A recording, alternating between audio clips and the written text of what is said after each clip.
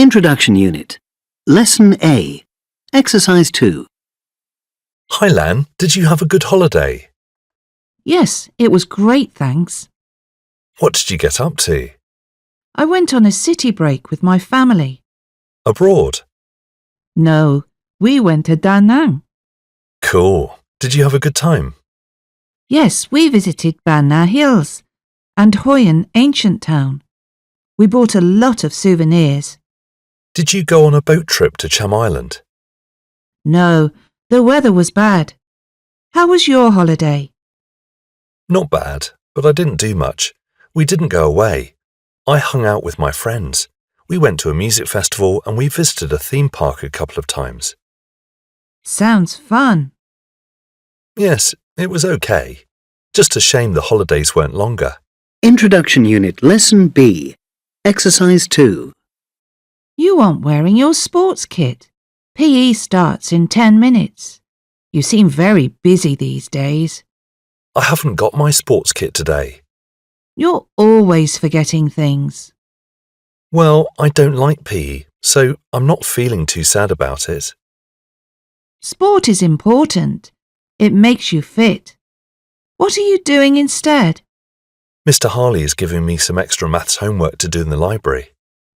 Mr. Harley always gives us really difficult homework. I don't mind. I need to do some extra work. We have exams next week. I know. That's why we're revising together on Saturday. We arranged it last week. I don't remember that. Sorry, I'm going away on Saturday. Like I said, you're always forgetting things. Let's revise when I get back on Sunday afternoon.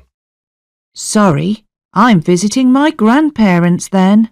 Introduction Unit. Lesson C. Exercise 2. So this is your first school show, Mason. Are you excited about it? Yes, I am, but I'm anxious too. There's going to be a big audience. Don't worry, they're friendly. I hope so. Where's Alex? He isn't here yet. That's strange. He's usually very punctual. Maybe he's too frightened to come. Alex? No, it can't be that. He's a really confident person. Hello, Mason. I had a message from Alex. He's ill and can't perform tonight. He's very upset about it. Can you sing his song in the second half? I know the song well, so maybe... Thanks, Mason. That's brave of you. Don't worry. You'll be great. You've got your own song now. How exciting! I know, but I'm terrified. Introduction Unit. Lesson C. Exercise 4. Speaker 1. Oh, that's a really nice phone. Is it new? Yes, it's the latest model, isn't it? I wish I had one like that. One day, maybe, if I win the lottery. Speaker 2. Hang on. This doesn't make sense. Tom said he was waiting for me at the cafe. Now I'm at the cafe and he's sending me messages saying, "Where are you?" And there's only one cafe in this part of town. It's all very strange. Speaker 3. Oh, here's my passport. It was in my jacket pocket all along. I thought I'd lost it. Now I remember. I put it in my pocket as I was leaving the plane. Oh, phew. I was so worried for a while. Speaker 4. Hey, Tom, come over here a minute and help me with this. Oh, I'm so sorry. I thought you were somebody else. He looks a bit like you, from behind. Sorry, madam. My fault. Silly mistake. Speaker 5. I think somebody's been using my phone. Look, it says incorrect password. But I haven't entered the password yet. Somebody else entered one and it was incorrect. But who? Who was in this room while I was in the kitchen? Speaker 6. It's my birthday tomorrow. I can't wait. I'm having a big meal with all my friends. We're going to a Mexican restaurant in town. We went there last year too. It was such a laugh. Introduction Unit. Lesson D.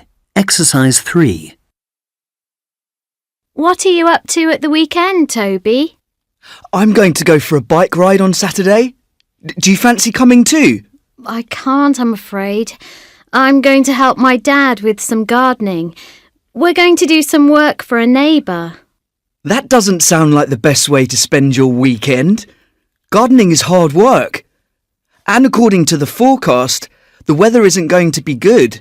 I know, but the neighbour is going to pay us for it.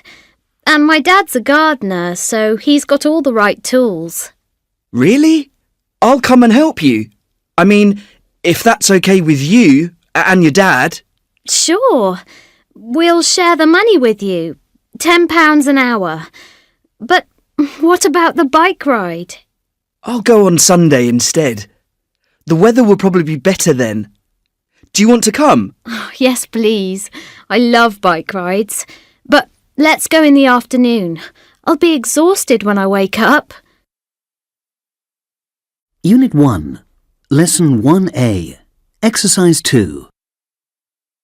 1. Be an infant.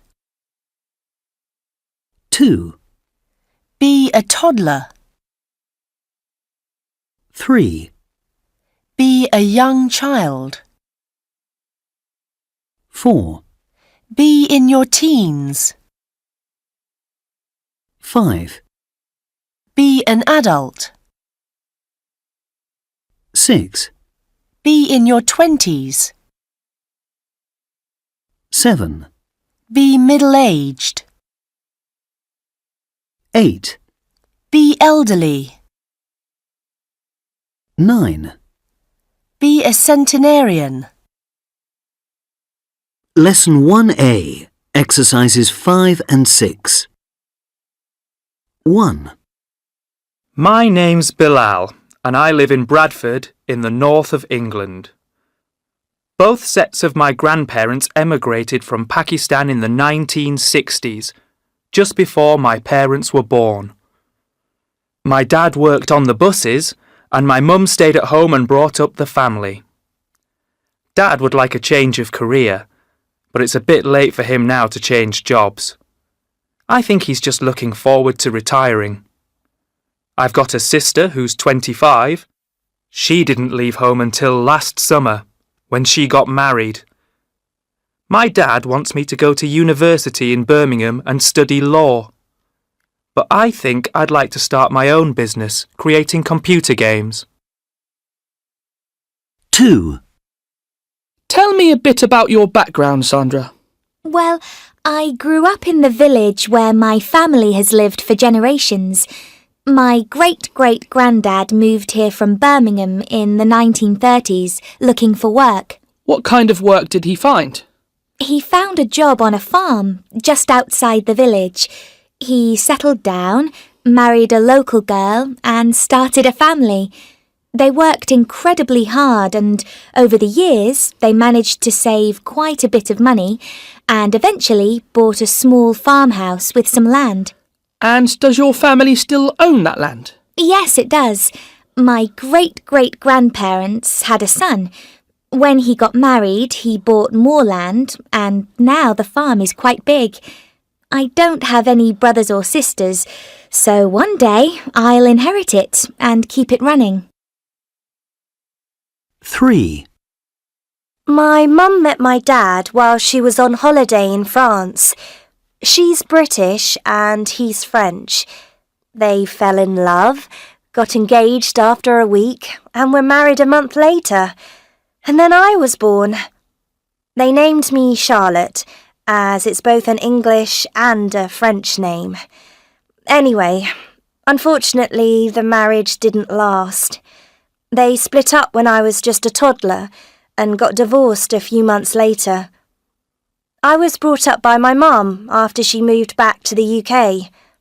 It was tough for her, being a single parent, but she went to university, got a degree, and then became a teacher.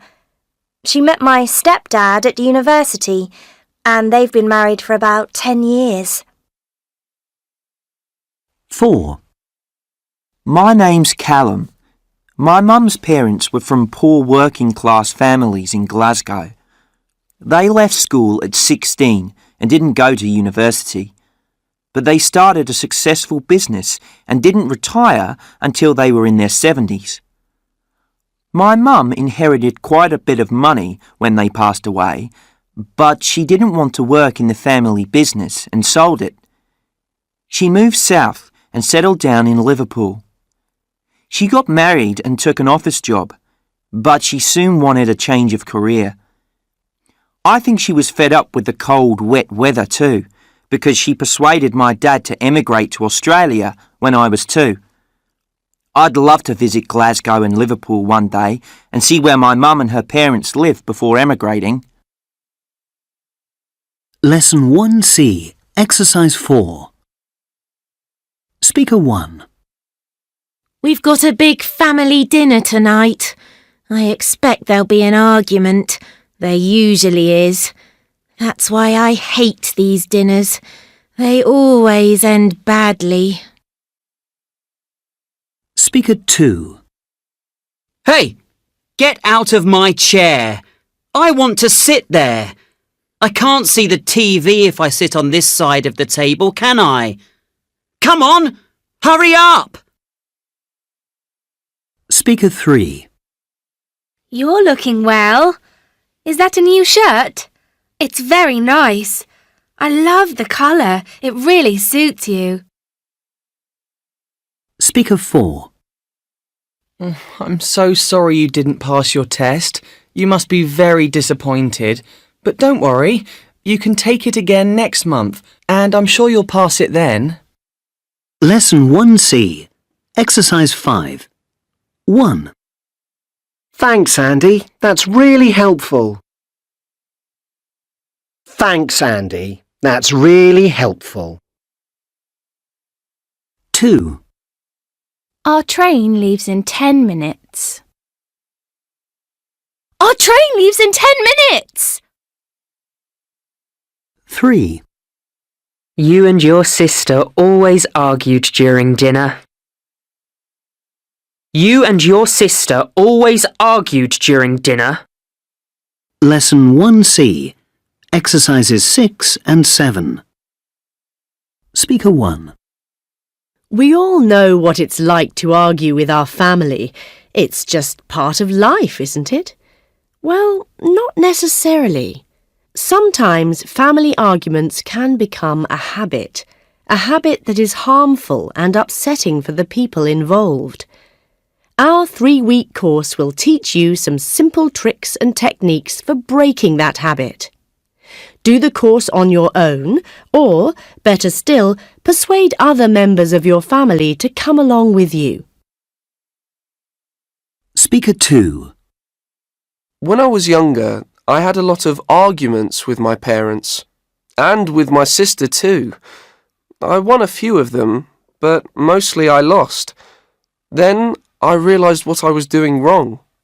I wasn't preparing for the arguments. So I started treating them more like exams. I actually started revising for my family arguments. I prepared all my reasons, my examples. You really should take the same approach. It works like magic.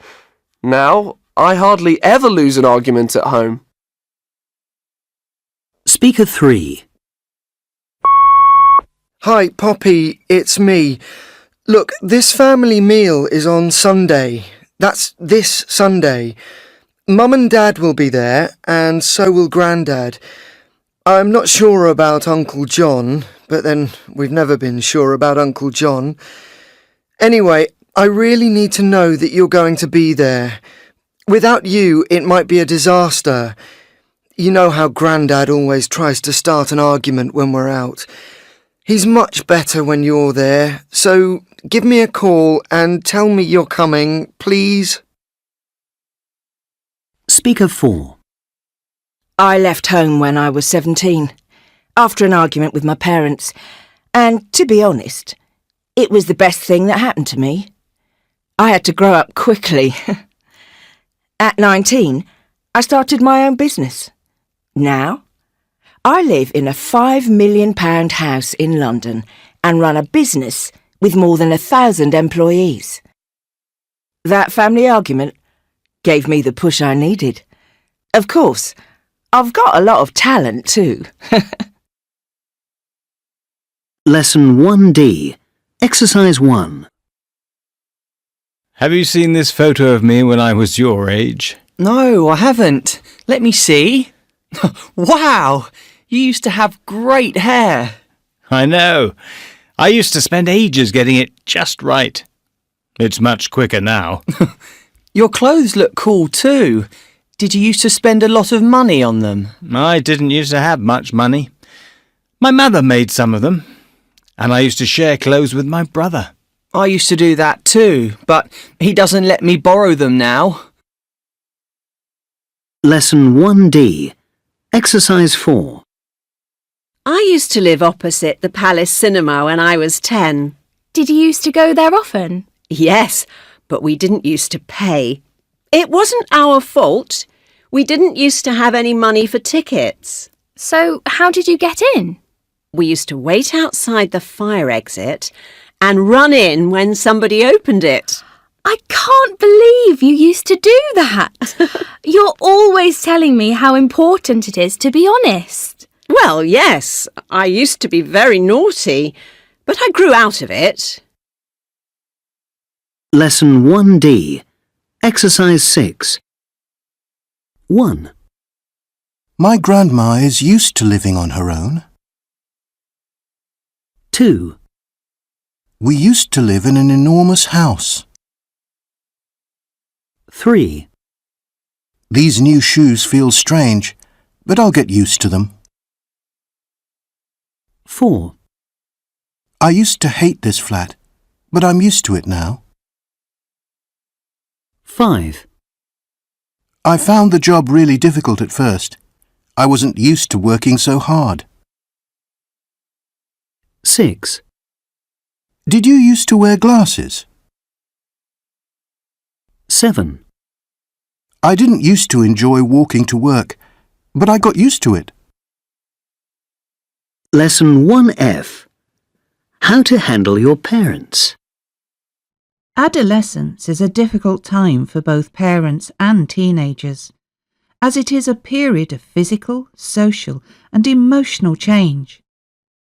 Physically, as a dependent preteen child, you are being transformed into an independent young adult.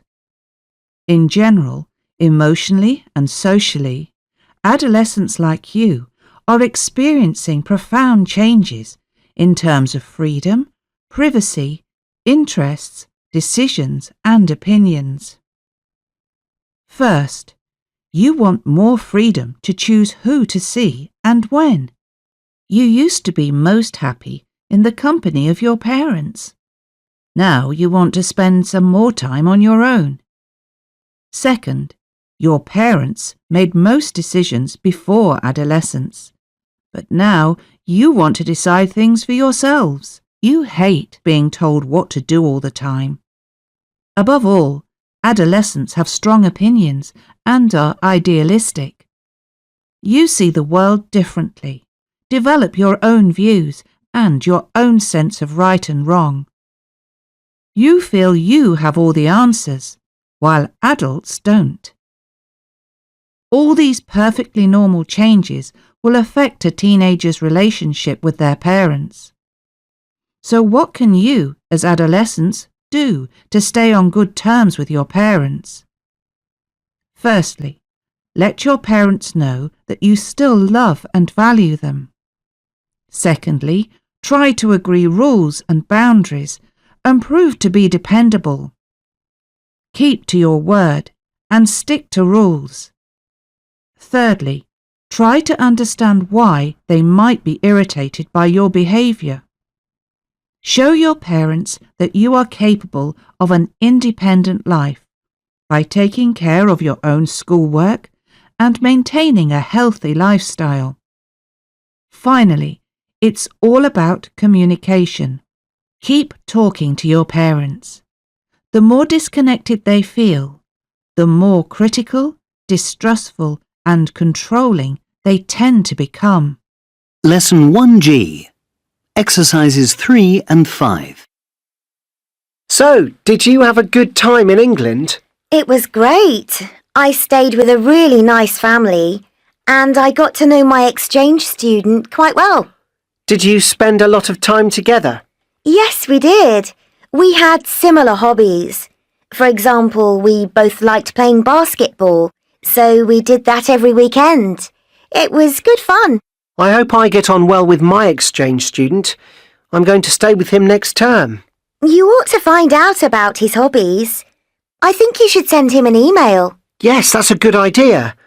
Maybe he likes tennis. I play tennis a lot. Well, don't forget to take your tennis racket with you and anything else you need for your hobbies. Do you think I should take some food from home with me? I'm worried that I'm going to miss it. No, I don't think you should do that. It's easy to buy all kinds of food in the supermarkets in England. What's English food like? It's okay. At school, we had lunch in the canteen every day. The food was quite good. What was the school like? It was quite a small school.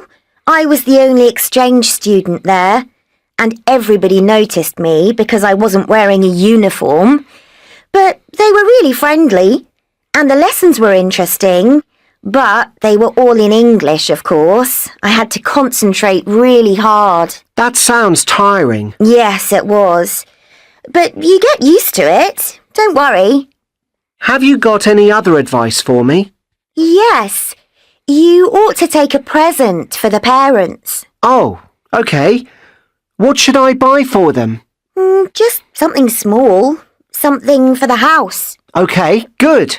And remember to say please and thank you when you're staying with them. The English are very polite. Great. Thanks for the advice. Culture 1. Viet Nam. Culture and Customs. Viet Nam is a multiracial country with 54 ethnic groups. More than 85% of Vietnam's population is the Kin people, who mainly inhabit the Red River Delta, the Central Coastal Delta, the Mekong Delta, and major cities.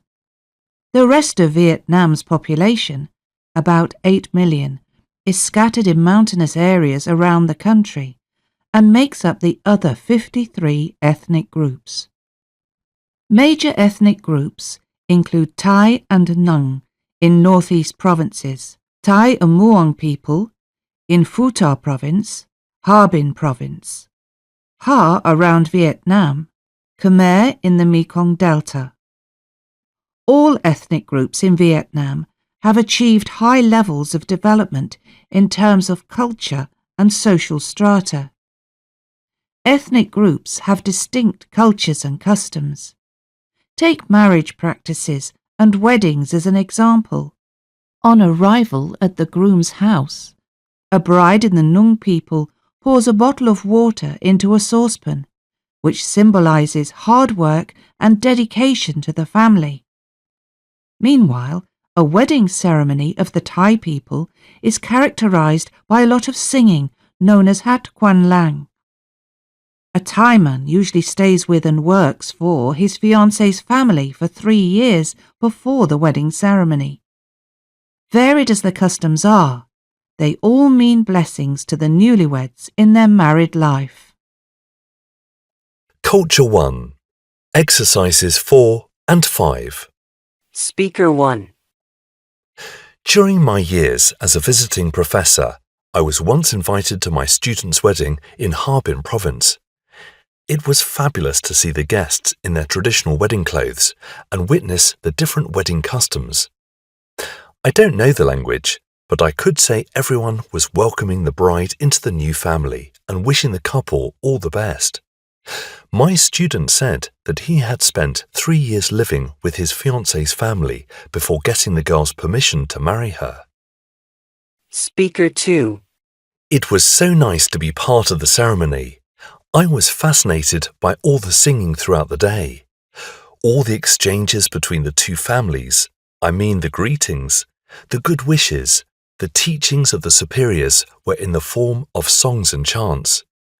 You could feel their joy and emotions through the music. I managed to make out the meanings of the lyrics thanks to the books and articles about traditional weddings I had read. Speaker 3. That was the first time I had been to a wedding ceremony in Vietnam. I was lucky enough to have a chance to see the bride receiving the water from a family member and pouring it into a container. It was so solemn. The bride looked gorgeous. I had watched a documentary about this practice. It reminds the bride of her duties as a caretaker of her own family. Attending a traditional ceremony like that was something I had always wanted to do, but I didn't manage it on my first trip to Vietnam. Review Unit 1. You weren't born in the UK, were you, Lila? No, Tim, but I was only 6 months old when my family emigrated here from the Ukraine, so I don't remember anything about it. Of course, I've been there many times, but only Britain feels like my home. What made your family come here? That's a big change. Actually, my dad went to university in London, and then he went back and taught at a school in Kiev. He and my mum got married and started a family. But my dad really wanted to come to the UK, and my mum didn't really mind, so we moved here. My family on my mother's side came from abroad as well, but it's so long ago that no one really knows why they came here. Where did they come from? My great-grandparents on my mother's side came from Norway.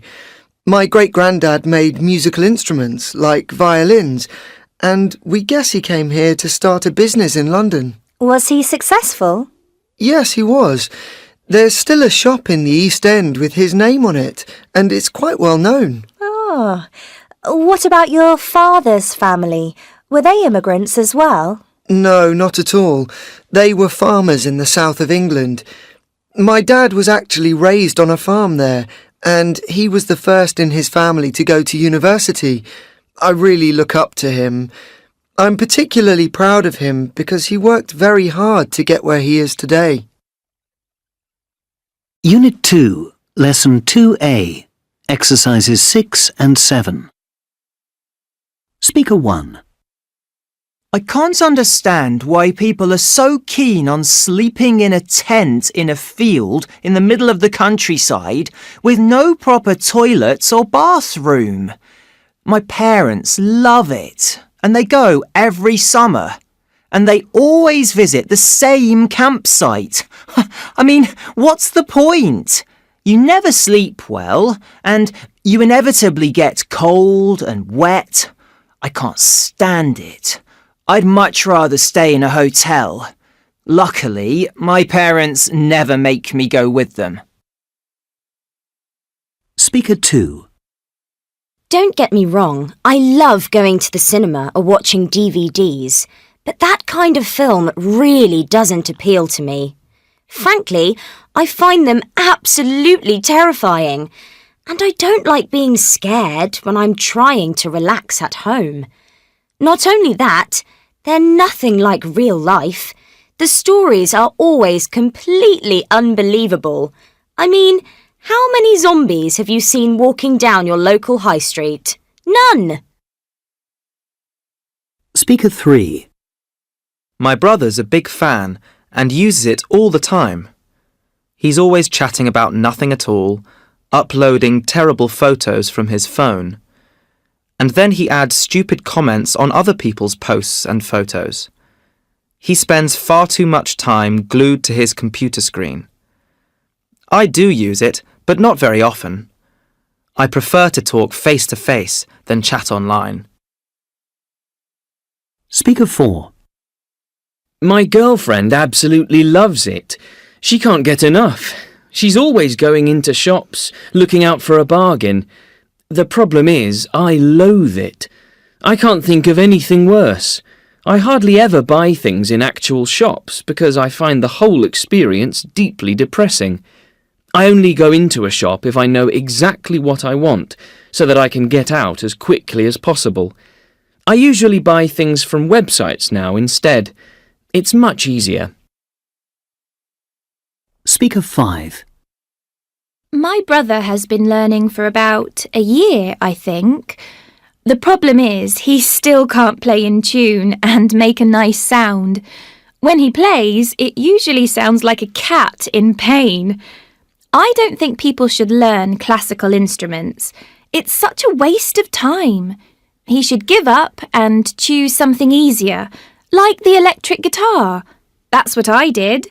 I've joined a band at school and we sometimes hang out and play. We get together about once a month. It's great fun. At the moment, we're learning a song by the Arctic Monkeys. Lesson 2C. Exercise 3. 1. Hi, can I help you? Yes.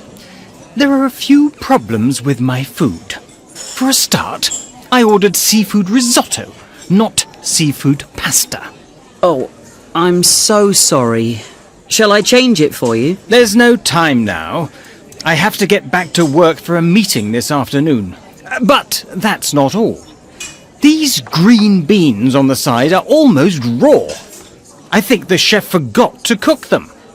And to make it worse, I had to wait nearly half an hour for them. 2.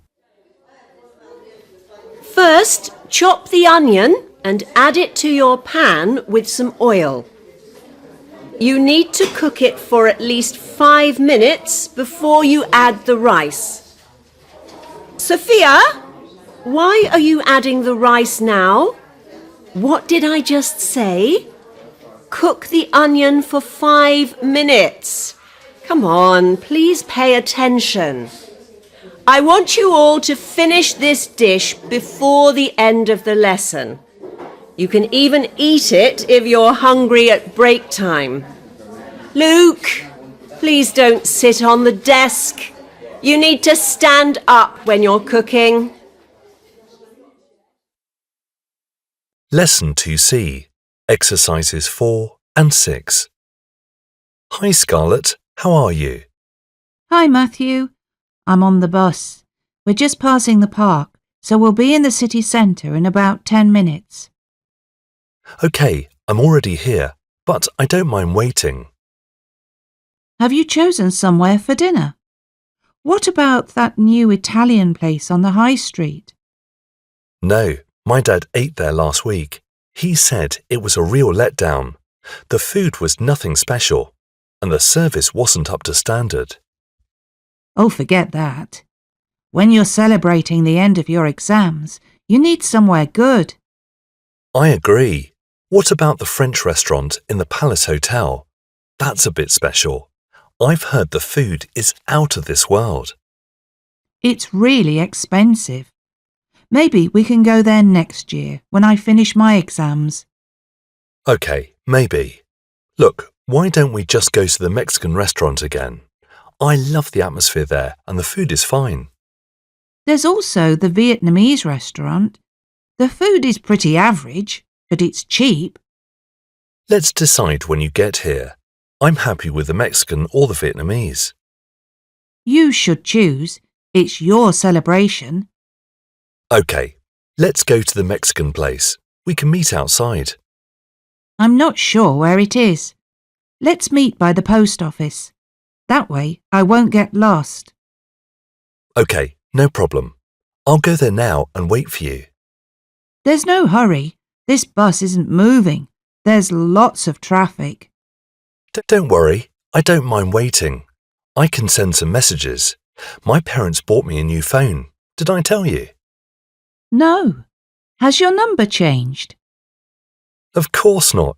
You just called me. Oh, yes. What did you do with your old phone? I gave it to my brother. Oh, that's a shame. It's a nice phone. And I don't like mine very much. Sorry, I didn't think of that. Anyway, see you soon. Lesson 2D. Exercise 2. At last! I've been waiting for ages. Where have you been? What have you been doing? My bus didn't come.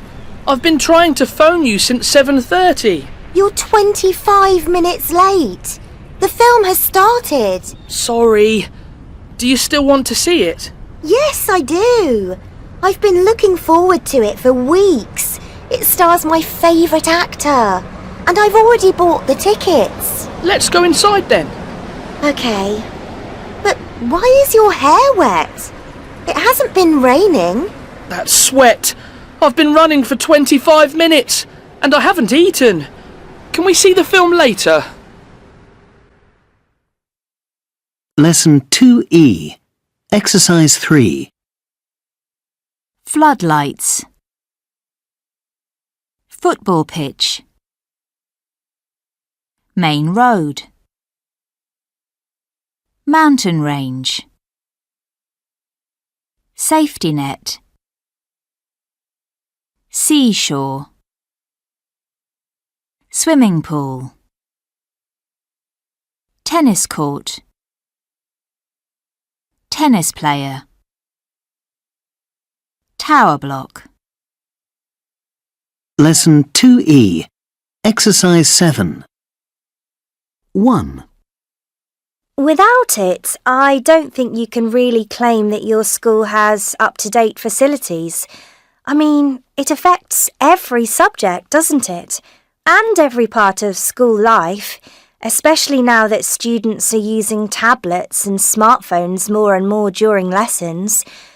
Basically, it's something you expect to find in most places you go, even ordinary cafes and restaurants. So, in a school, it's essential, I feel. 2. It's definitely the most popular extracurricular activity, mostly with the boys, but a lot of girls play too. The problem is, in the winter, games often get cancelled because the ground is too wet, or sometimes because the ground is frozen. It would be great if that didn't happen. It would be quite an expensive facility, but it would benefit a large number of students at the school. 3. I think a lot of schools focus too much on the more academic subjects, like maths and science. And if they've got money to spend on new facilities, they usually spend it on technology. That's what a lot of parents expect. But in my opinion, drawing and painting are important activities. They develop your imagination and allow you to express yourself. This is exactly the kind of facility the school needs, something which helps students to be more creative. 4. When people think of school music lessons, they think of learning to play the violin or the piano. But actually, music means a lot more than that, especially to young people. It's a whole industry, and lots of people work in it who don't play an instrument at all. They work behind the scenes. They're technicians. They're the ones who help singers and musicians to turn their ideas into real tracks, which people can then download and listen to. This facility would give students a chance to learn some of those skills while they're still at school.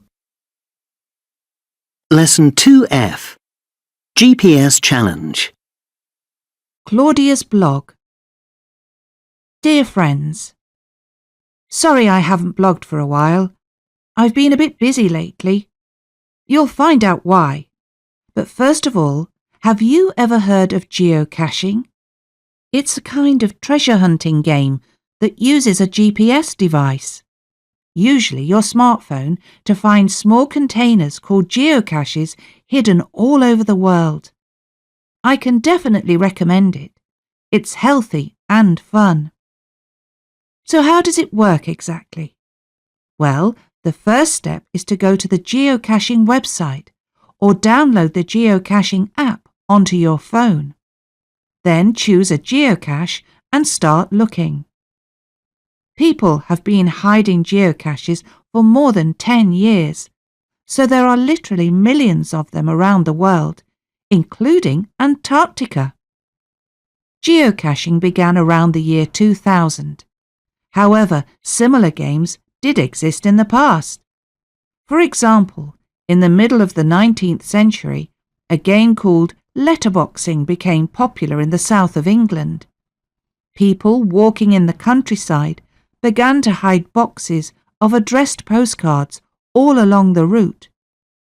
When other walkers found a box, they collected the cards and posted them. In geocaching, the boxes contain a logbook, where the person who finds it can write their name and the date. They also record the find on the website. Geocaches often contain a toy or gift too. You are welcome to take this, provided you replace it with something you have brought with you. The basic game just involves finding a geocache and recording it online and in the logbook. However, there are lots of variations. Multi-cache challenges. Each cache leads to the next until the final cache containing the logbook. Travelling caches. You move it to a different location and update the information on the website. And webcam caches. You find a public webcam and capture an image of yourself on the webcam as proof of success. I've tried all of these types, and personally, I've enjoyed the multicache challenges the most. Geocaching is an activity you can do alone, or like me, with a couple of friends, or at events with hundreds of other fans of the game. An example of such an event is the annual Fumble After Dark in November in Sweden. I'm seriously thinking about joining it next year. So why don't you get into geocaching too? And I might see you there. Bye for now, Claudia. Lesson 2G, Exercises 3 and 4. So, we're going to do an adventure activity on our day out. What do you think we should do? Well, I'm quite keen on kayaking. Really? I'd rather go surfing than kayaking. The problem with surfing is that the sea is too cold at this time of year. Yes, I suppose you're right. What about parkour? Sorry, but I don't really fancy parkour. Why not? Well, don't you think it would be dangerous? I've never done it before. I'm sure I'd injure myself. OK. How about karting? I like the idea of that. Yes, I think karting would be fun. But it's quite expensive, isn't it? Hiking is another option. Hiking would certainly be cheaper, but less fun in my opinion. OK, I think we need to make a decision.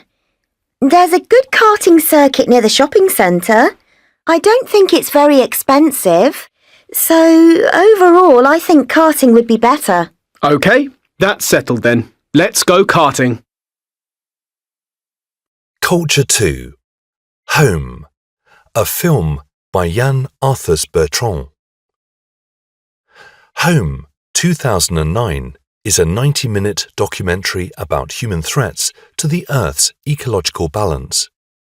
It is made up of aerial shots of various places across the globe.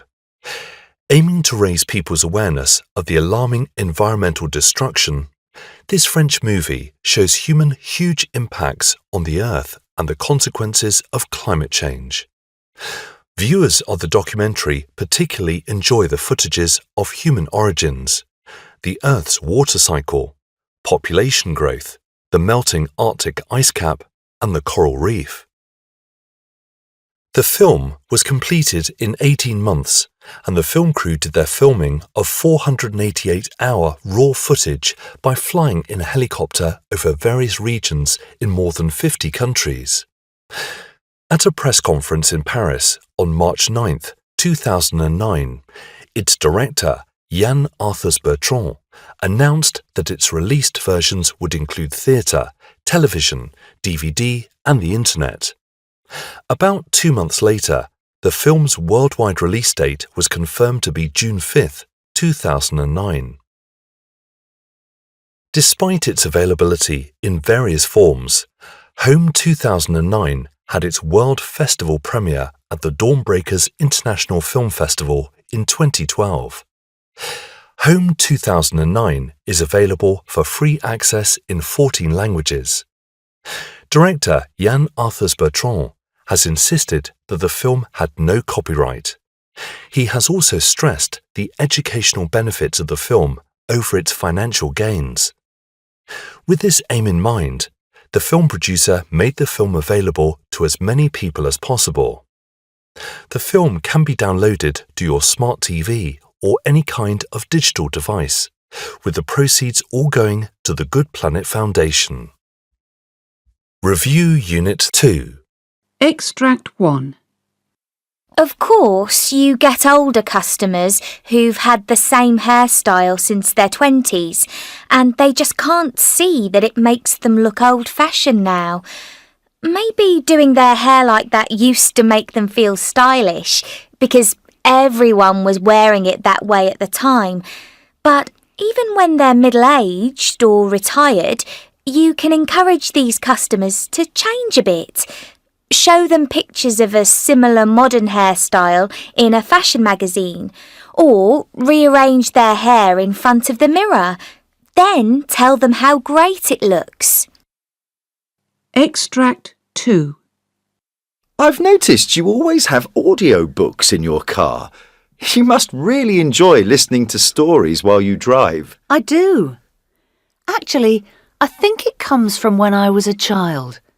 My dad used to read to me every night before I went to sleep, so I connect it with a really happy and peaceful time. Perhaps that's why I find it difficult to listen to them. I can't remember anyone reading to me at all. I always read to myself at night. Extract 3. Did you used to enjoy sport when you were a child? I've noticed you don't go in for any sports nowadays. No, I didn't really do much sport. Just what we had to do at school. I enjoyed things like tennis, but I wasn't much good as part of a team, so I hated football. I was mad about football. I played it from the age of 5, and in secondary school, I was the captain of the girls' team. I feel quite jealous when I watch my kids playing now. Maybe I should take it up again. Extract 4. The writer got his first job in a supermarket when he was 15, and he was already feeling pessimistic about his future as a writer. Today, young people like you hope to go to university, but in the author's day, he knew his family could never afford to send him to university. He thought that he might spend his life working in boring jobs just to support himself. But then he met Walters, a quiet man with a job at the local library. And from that first meeting, things began to change. Unit 3, Lesson 3A, Exercises 5 and 6. 1. Good morning. What can I do for you? My ankle really hurts. I think I've twisted it. Let me have a look. When did you do it? Yesterday evening, while I was playing football. Yes, it's a bit swollen. You've sprained it. I'll give you a bandage for it. 2. Good afternoon. How can I help you? I've had an accident. I've banged my head. How did it happen? I tripped over the cat and hit my head on the corner of a table. When did it happen? This morning, about 2 hours ago. May I take a look? Yes, sure. Is it painful? Ow! Yes. Sorry. I'll give you some painkillers. 3. Hello, how can I help you? I've hurt my thumb. I trapped it in the car door last night. Can you show me? You've certainly bruised it, and you'll probably lose your nail. It's really painful. Do you think I've broken it? It might be broken. I think I'll send you to hospital for an X-ray. Lesson 3C. Exercise 2. Large numbers. 4,500. 100,000. 250,000. 2.5 million. Small numbers. 0. 0.6. 0.04.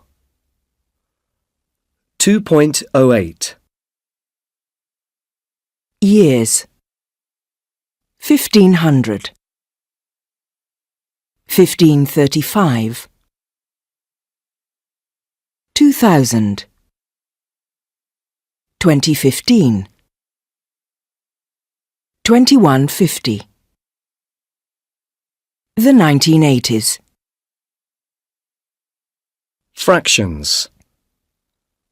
A half. A third. A quarter. A fifth. A tenth. 3/8. 1 2/3. Percentages. 50%. 57%. Ratios and ranges. 2 to 1. 10 to 1. Aged 18 to 25. From 0 to 100 in 3.1 seconds.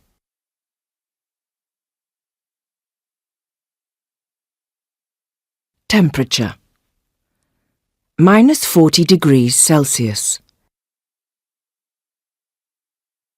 0 degrees Celsius. 5 degrees Celsius. 15 degrees Celsius. Lesson 3C. Exercise 3. There are many amazing stories of human survival. But actually, our bodies are very fragile and do not cope well with extremes. Polar explorers can cope with temperatures of -40 degrees Celsius, but only if they keep warm. Most people will collapse if their body temperature drops by only 5 degrees Celsius. And if it drops by 15 degrees Celsius, they'll die. Heat can be just as dangerous. Temperatures of 35 degrees Celsius are safe provided humidity is not above 50%. High altitudes are dangerous too. We pass out when the pressure falls below 57% of normal atmospheric pressure. This happens at about 4,500 meters. Climbers can go higher because their bodies gradually get used to it. But no one survives for long at 8,000 meters. At high altitudes, lack of oxygen is another problem. At ground level, about 1/5 of the air is oxygen. If that falls below 1/10, we die. Lesson 3C. Exercises 4 and 5. Professor Martin, you're interested in the limits of the human body. Is that right? Yes, that's right. So, for example, we've been asking, is it possible to survive in a vacuum? And what's the answer? Well, sadly, we know how long humans can survive in a vacuum in outer space. 3 Russian cosmonauts died in 1971 when their space capsule had a major problem at an altitude of 168 kilometres. The pressure inside the capsule dropped to 0 and the crew died after 30 to 40 seconds. What a tragedy. Yes, indeed. But it is possible to survive shorter periods of time in a vacuum. In 1966, a scientist was testing a spacesuit in a special room when the pressure suddenly dropped to almost zero for a period of 27 seconds. He passed out after 15 seconds, and he woke up when the pressure inside the room returned to normal. He was fine. Good. So, what else have you been studying? We've also been asking, how long can the human body survive without sleep? And what is the answer? Well, we can't force people to stay awake until they die, so it's impossible to know the exact limits. But we know about some extreme cases. For example, on the 28th of December 1963, Randy Gardner, a 17-year-old student, got up at 6 o'clock in the morning and didn't go back to sleep again until the morning of the 8th of January 1964. That's 264 hours. Amazing! How many days is that? About 11 days. He probably slept for a week after that. Actually, no. His first sleep after those 11 days lasted almost 15 hours. Unit 3C, Exercise 6. 1. When a Russian space capsule had a major problem in 1971, the cosmonauts died in less than 30 seconds. 2. In 1966, a scientist passed out after 15 seconds in a vacuum. 3. The scientist passed out for 27 seconds. 4. In the 1960s, Randy Gardner stayed awake for more than 250 hours. 5. After staying awake for so long, Randy Gardner then slept for almost 50 hours.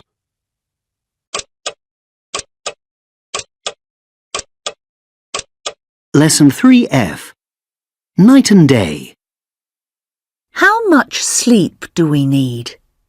Young children need more sleep than adults and tend to wake up earlier.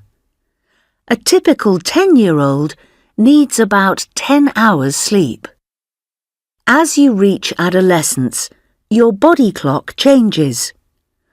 Most teenagers need about 9 hours sleep, but wake up later. As an adult, you'll need about 8 to 8.5 hours sleep a night. When we are much older, in our 70s and 80s, we're less able to sleep deeply and we usually need less sleep. Our personal body clock. Each of us has our own personal body clock, which makes us more alert in the morning or more alert in the evening. You might be a lark who likes to go to bed early and get up early, or you might be an owl who prefers to go to bed late and get up late, or somewhere in between. A. 6 a.m. to 9 a.m. Your body is waking up. It stops producing melatonin, the hormone which makes you feel sleepy. Blood vessels are stiffer and less flexible. Your blood is thicker and stickier, and your blood pressure is at its highest, so it's not the best time to exercise. B. 9 a.m. to 12 p.m. You're at your most alert at this time in the morning. Tests show that short-term memory is at its best right now. C. 12 p.m. to 3 p.m. Your stomach is full and working hard after lunch. You become much less alert and probably feel a bit sleepy. More road accidents happen at this time of day than at any other, particularly involving older people. D. 3 p.m. to 6 p.m. This is a very good time to exercise. Body temperature increases in the late afternoon. your heart and lungs work better and muscles are 6% stronger than at their lowest point in the day. Some sports people believe that if you try to break a world record at this time of day, you'll have a greater chance of success. E. 6 p.m. to 9 p.m. By now, you'll be getting hungry, but don't eat too late. In the evening, our bodies struggle to digest fats and sugars. Studies show that people will lose more weight if they have their main meal at lunchtime rather than in the evening. But how much you eat is always more important than when you eat. F. 9 p.m. to 12 a.m. It's getting near to bedtime. Your body temperature is falling and your body clock is telling you that it's time for bed. Your body is producing lots of melatonin to help you go to sleep. It can be difficult to sleep with the light on because light reduces the amount of melatonin in your body. Blue light is particularly effective at keeping us awake, and mobile phones, computer screens, and flat-screen TVs emit large amounts of blue light, so turn off those gadgets. 12 a.m. to 3 a.m. Your body really wants to be asleep. Melatonin reaches its maximum level. Your stomach has stopped working and your brain is at rest. H. 3 a.m. to 6 a.m. Melatonin levels are still high and you are in deep sleep. Your body temperature is much cooler than at any other time of the day. Lesson 3G. Exercises 2 and 4. Student 1. This photo shows a group of women doing some exercise. It looks like some kind of dance class. They're in a park, or maybe in the countryside. It's most likely in the evening because the shadows are long. The women with black leggings and stripy tops are leading the class, I think. It looks like the others are copying them. The woman in the stripy dress, in the middle of the photo, has stopped dancing. I'd say that she's tired. Personally, I'd find this class quite difficult, I think. But I'd love to try it. It looks fun. Student 2. In this photo, I can see some people doing exercises in a gym. I think it's a fitness class of some kind. They're in a large room with a rope near the wall. Next to the rope, 2 women are doing push-ups. Behind them, there's a sort of climbing frame. 2 men are doing pull-ups or something like that. The woman in the black vest top isn't doing any exercise. She's the instructor, I would say. She looks very fit. Lesson 3G. Exercise 5. Do you think the people are enjoying the class? Yes, I think they probably are enjoying it. Why do you think so? Well, firstly, they've chosen to do it, so it's obviously the kind of thing they enjoy. They all look very fit, so they probably do a lot of exercise. I'd say it's their hobby.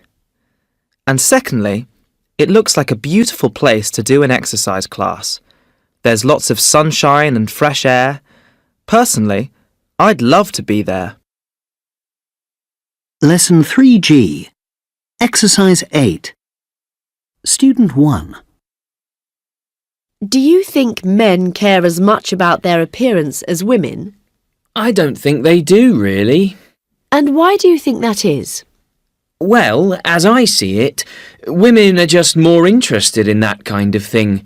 Hairstyles, fashion, whereas for men, it's pretty boring. For example, most women spend a lot more money at the hairdressers than men do. I see. Thank you. Now, tell me about an occasion when you wanted to look your best. Let me see. Oh, I know. Sometime last year, I applied for a part-time job at a cafe in town. Before my interview, I had my hair cut and put my smartest clothes on. But it didn't help. I didn't get the job. Student 2. Do you think men care as much about their appearance as women? I think they do, really, although they don't always admit it. Why do you think so? Well, most people believe that women are the only ones who really care about their appearance, but I don't agree. In my opinion, men are also worried about how they look. OK. Tell me about an occasion when you wanted to look your best. A few months ago, my cousin got married. I was invited. Of course, the whole family was invited. I made a big effort to look good because there are always so many photographs and videos. Student 3. Do you think men care as much about their appearance as women? The way I look at it, men do care about how they look. You know, they want to look good. But do they care as much as women? I don't think so. Why not? Because I don't think people judge men's appearance as much. Other men don't really make comments about a man's appearance, but other women make comments about a woman's appearance. There's more competition. OK. Tell me about an occasion when you wanted to look your best. I remember once when my friend had a fancy dress party. The theme was film stars, and I made a big effort. I dressed as James Bond, but everybody thought I was Mr. Bean. Culture 3. ASEAN Sports. So, round 3 of the quiz is called A Sporting Chance, and as the name suggests, all of the questions are about sport. Today, the focus is on the 31st SEA Games hosted by Viet Nam in May 2022. Fingers on buzzers. Are you ready? So, here we go. Question 1. How many times has Vietnam hosted the SEA Games? Nam, that was very quick. What's your answer? Twice. Yes, well done. You have 1 point. This is the second time. Vietnam first hosted the 22nd SEA Games in 2003. Question 2. What is the mascot of the 31st SEA Games? Anne. Sao La. Yes, correct. So it's 1-1. The mascot Xiao La has been designed by artist Nho Duong Khoi and chosen as the official mascot for the SEA Games. Question 3. What is the official theme song of the 31st SEA Games? Anne? I think... I'm sorry, you must answer immediately after you've buzzed. Nam? For the world of tomorrow. No, I'm sorry. The answer is Let's Shine. Question 4. How many countries participated in the 31st SEA Games? Nam? 10. No, I'm sorry. The answer is 11. It's still 1-1 now with one more question to go. Question 5. In which sport did Vietnam win the most gold medals of all? Anne?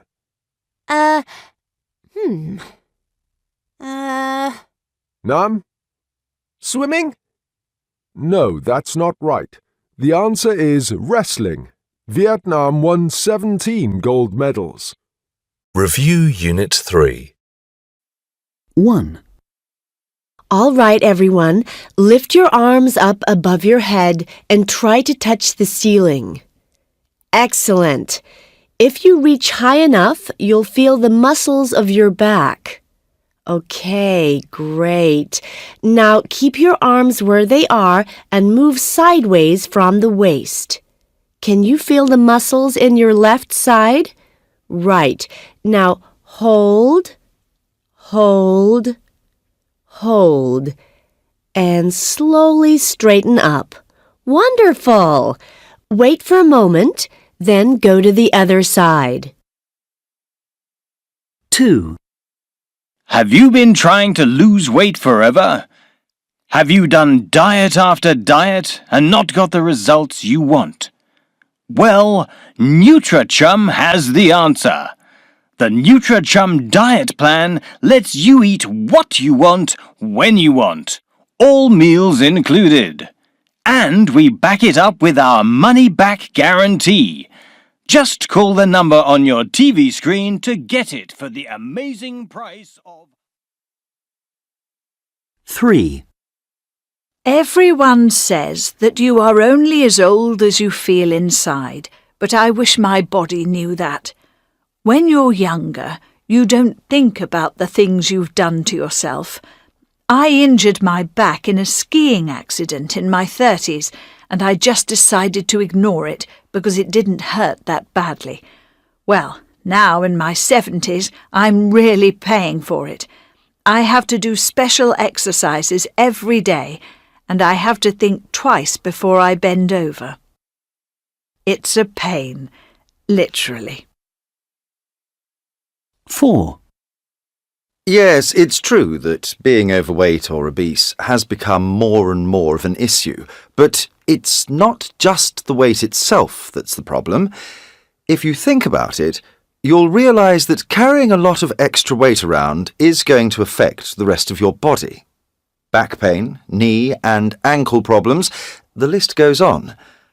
I'm afraid that if we continue like this, in 25 years, we will have created one of the unhealthiest societies in history.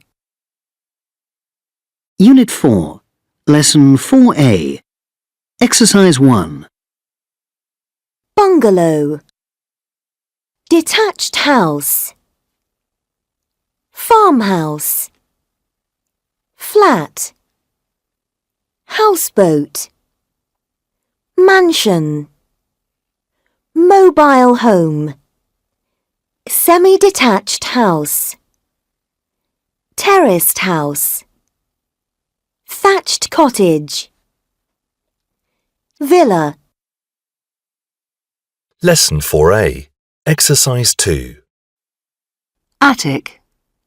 Balcony. Basement. Cellar. Conservatory. Drive. Extension. Fence. Flower bed. Garage. Gate. Hall. Hedge. Landing. Lawn. Path. Patio. Pond. Porch. Shutters. Sliding doors. Stairs. Swimming pool. Lesson 4A, Exercises 4 and 6. So, this is the house. As I say, it's conveniently located near to the shops, and there are lots of good restaurants and bars nearby. So, it's quite noisy then? Lively, I'd say. We're in a very popular area of town. The road's quite busy. Well, yes, it can get busy. There are lots of buses that will take you right to the town centre. Here's one now, in fact. Oh, it's stopping right outside the front gate. There's a bus stop here. Yes. What could be more convenient? Shall we go in?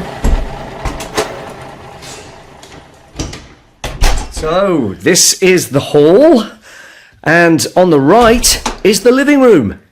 Cosy, isn't it? It's certainly small and a bit dark. And through here is the kitchen. Oh, it's tiny. It certainly isn't spacious, but I wouldn't say it's cramped. The cooker and fridge are new, and it looks out onto the back garden. Oh, yes. The owner isn't keen on gardening then? No, I suppose not. And the back fence is very dilapidated. It looks like it could fall down at any moment. Yes, it might possibly need a bit of work. Moving on, upstairs. This is the main bedroom. There's a charming view from the window. I can see right into the bus station. Yes, I mean above that. You can see right across the town. So, what do you think of the house? I'm not sure. It could be beautifully restored. Lesson 4A. Exercise 7. 1. I live in quite an unusual home. It's a houseboat on the River Thames. My mum and dad are quite arty and alternative, and they decided a few years ago to sell their house in Oxford and buy a houseboat. A houseboat is also so much cheaper than a house. They managed to get one for £20,000, which is amazingly cheap. Mind you, it was in a pretty poor state and needed some work doing on it, but they managed to do that fairly cheaply too. When I tell people I live on a houseboat, they usually think it's far away, in the middle of the countryside. But in fact, the boat is parked on the canal in Oxford. Unfortunately, there aren't any spaces for boats near the centre, but we're still in the city. 2. I live in a block of flats on the outskirts of Prague. The flat is quite spacious and has got 3 bedrooms, a dining room, living room, bathroom and toilet. What I like best about it is the balcony. You reach it through some glass sliding doors from the living room. We're on the 8th floor, so we can see right across the city, which is fantastic. The block has a garden that we share with all the other residents, but it would be nice to have a garden of our own. Unfortunately, my parents don't earn much money, so we can't afford to move anywhere better. 3. We lived in Florence for many years in a flat, but we recently moved to the country. The flat was quite cramped compared to our new house, which is an old farmhouse. There aren't many people living nearby. Our nearest neighbour is a 5-minute walk away, and it's a couple of kilometres to the nearest town. Although the countryside round here is lovely, the views aren't great from the house, as it's surrounded by trees. But it's a very spacious house, beautifully restored by the previous owners, so it wasn't cheap. It has 6 bedrooms, so I don't have to share with my sister anymore. All in all, it's not a bad place to live, but I miss the excitement of city life. 4. We live in a terraced house in Boston. We've been living here for about a month now. It's a lovely house, quite old. My parents bought it from an old lady who lived here for 40 years. During that time, she didn't really modernize it. It's in good condition, but the decor is very old-fashioned. My parents want to create a much more contemporary look and are going to spend quite a bit of money on it until they've got it how they want it. They also need to insulate the roof so we don't waste any energy. I think they're going to start in the next month or 2. Lesson 4B. Exercise 5. 1. Flat 1 has got the highest rent. 2. Flat 2 is less spacious than flat 3. 3. Flat 2 is the most comfortable of the 3. 4.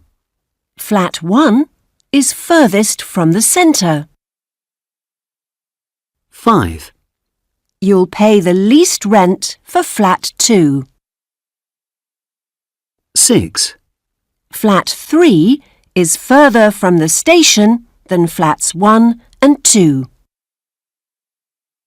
7. Flat 3 has got fewer rooms than flat 2. 8. Flat 1 has got the most rooms. 9.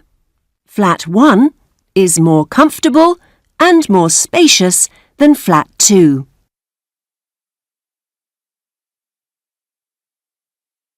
Lesson 4C.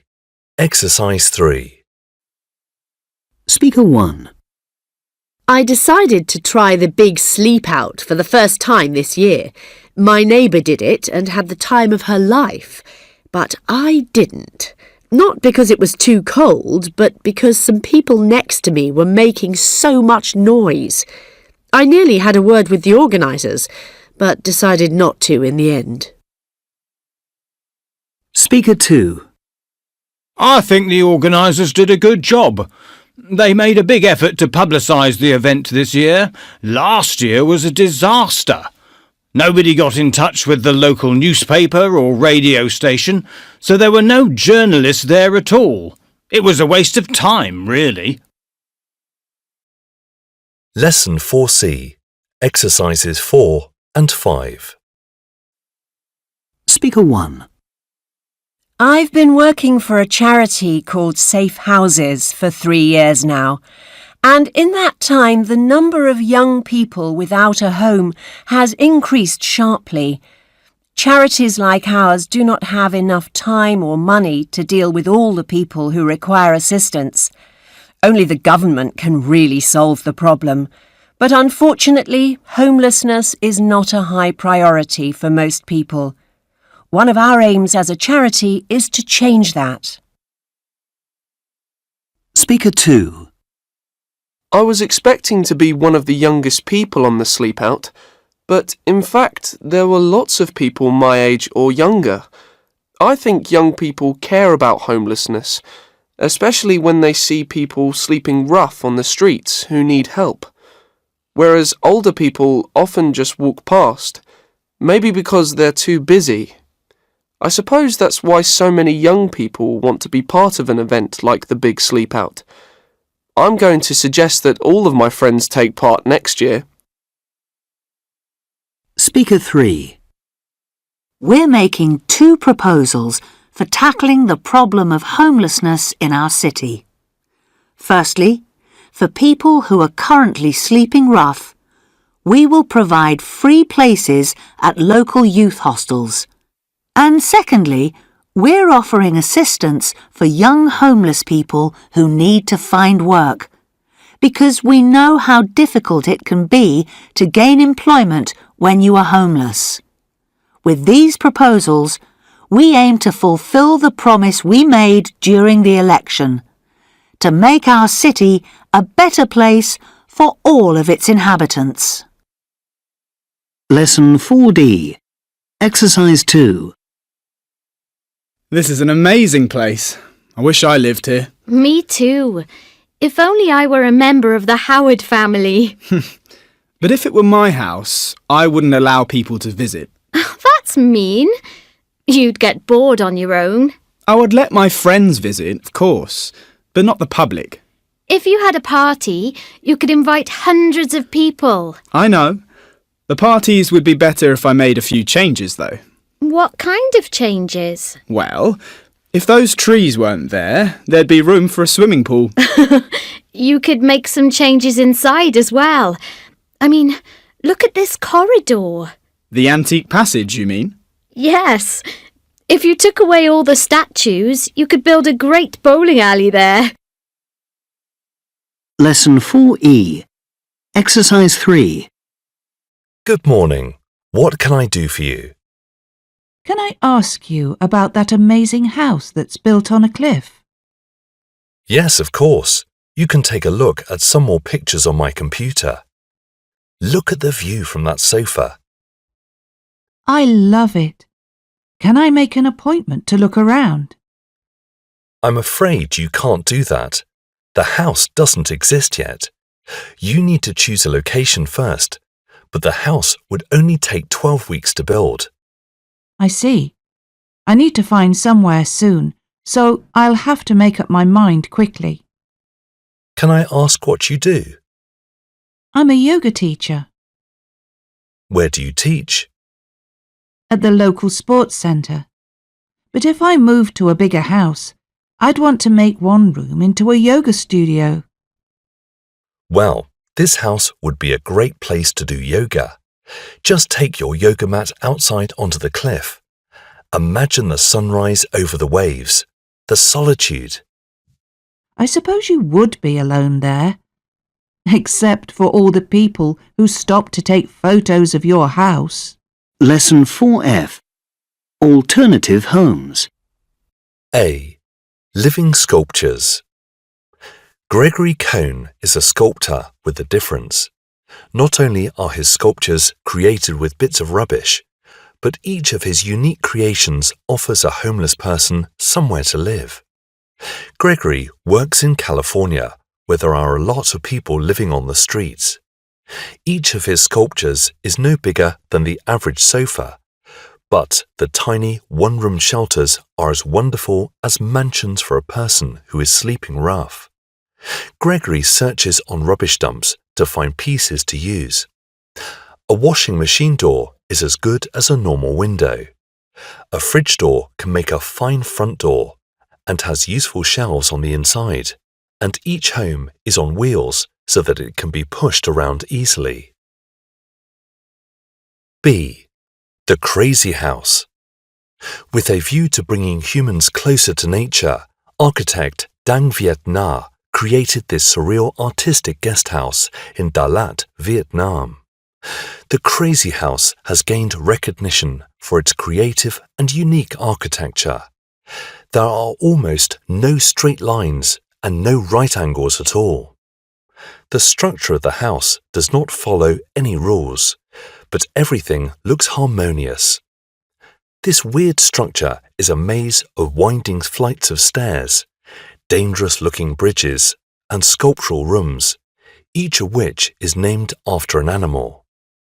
In one room, guests are watched over by the glowing red eyes of a kangaroo. In another room, the window looks like the cobweb of a giant spider, and the fireplace is in the form of an eagle's egg. C. Well-contained housing.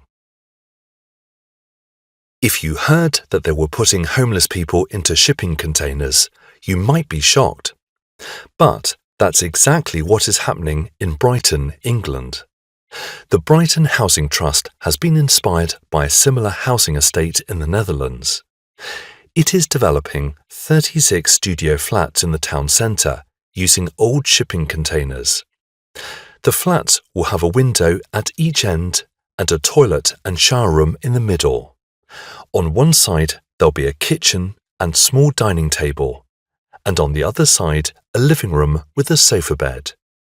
At 24 square metres, they are smaller than a shared room in a homeless hostel. But they are much more desirable and certainly spacious enough for one person. They're also stackable. The containers will sit on top of one another with stairs connecting them.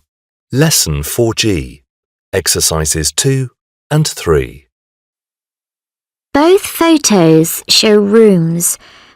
Photo A is of a room in a hostel, I think, whereas the second shows a small flat. There are bunk beds in the room in the hostel, but the other room has got a double bed. In photo A, I can also see some clothes and bags. I think photo B shows a one-bedroom flat because I can see a kitchen at the end of the room. While photo A shows a rather untidy room, the room in photo B is very tidy. The flat looks comfortable and the furniture is nice and modern. The room in the hostel looks quite cosy. However, the furniture looks a bit old and worn out. I think I'd prefer to live in the first room in the hostel. I like the idea of sharing with other students, despite the lack of privacy. I think I'd need the company of other people. Not only that, I think the flat would be very expensive, while the hostel would be much cheaper. Lesson 4G. Exercises 5 and 7. I'm going to spend 3 months in the UK studying English at a British university. I can stay with a host family or in university accommodation. Can you give me some advice about which would be better? Yes, of course. Let me see. One advantage of staying in university accommodation is that it would be very convenient. You'd be on campus, so you wouldn't have to travel. Yes, that's true. But I might have to share a room. And I'd have to buy meals. Do you think it might be more expensive than staying with a host family? I'm not sure about that. I think student canteens are quite cheap. What are the other advantages of university accommodation? I think the social life would be better. You'd be with a big group of students from all over the world. I think you'd make lots of new friends. You'd have lots of fun. That's a good point. What are the benefits of staying with a host family, do you think? Well, you wouldn't have to cook because you'd eat with the family. That would save a lot of time. What else? Well, with a host family, you would speak lots of English, so your English would improve. But the students in the university accommodation would all speak English together. English would be their common language. That's true, but they aren't native speakers, are they? I think it's better to speak with native speakers. OK, you could be right. Thinking about it, there's another advantage. You would experience the British way of life and learn about British culture. Yes, good point. All things considered, I suppose the host family would be better. I agree. Culture 4. Royal Palaces. Exercise 4. My guest today is Bill Edwards, who has written a book about the royal residences. Welcome, Bill. Thank you. So, first of all, how many residences did the Queen have? Well, the Queen herself had 6 royal homes, though she owned only 2 of them. She inherited these private residences from her father, King George VI. She used them for holidays. The others are owned by the state. And which are they? Buckingham Palace, Windsor Castle, Holyrood Palace in Scotland, and Hillsborough Castle in Northern Ireland. These are the 4 official royal residences. That's a lot of homes. Can you tell us a bit about how she used them all? The Queen had quite a strict routine, actually, when she wasn't travelling around the world.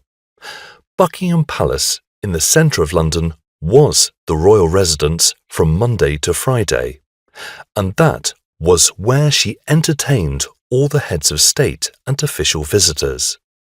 She also met with the Prime Minister every Thursday evening to catch up with the nation's politics. Apparently, she was very well informed and asked a lot of questions. And what did she do at weekends? She usually went to Windsor Castle. That was her official country residence and owned by the state. It's near London. It's the largest and oldest inhabited castle in the world. It's been the family home of British kings and queens since the 10th century. The Queen spent most weekends there with her family when she had time. The family always stayed there for a month over Easter too, and for a week in June. That's when the horse racing at Ascot takes place.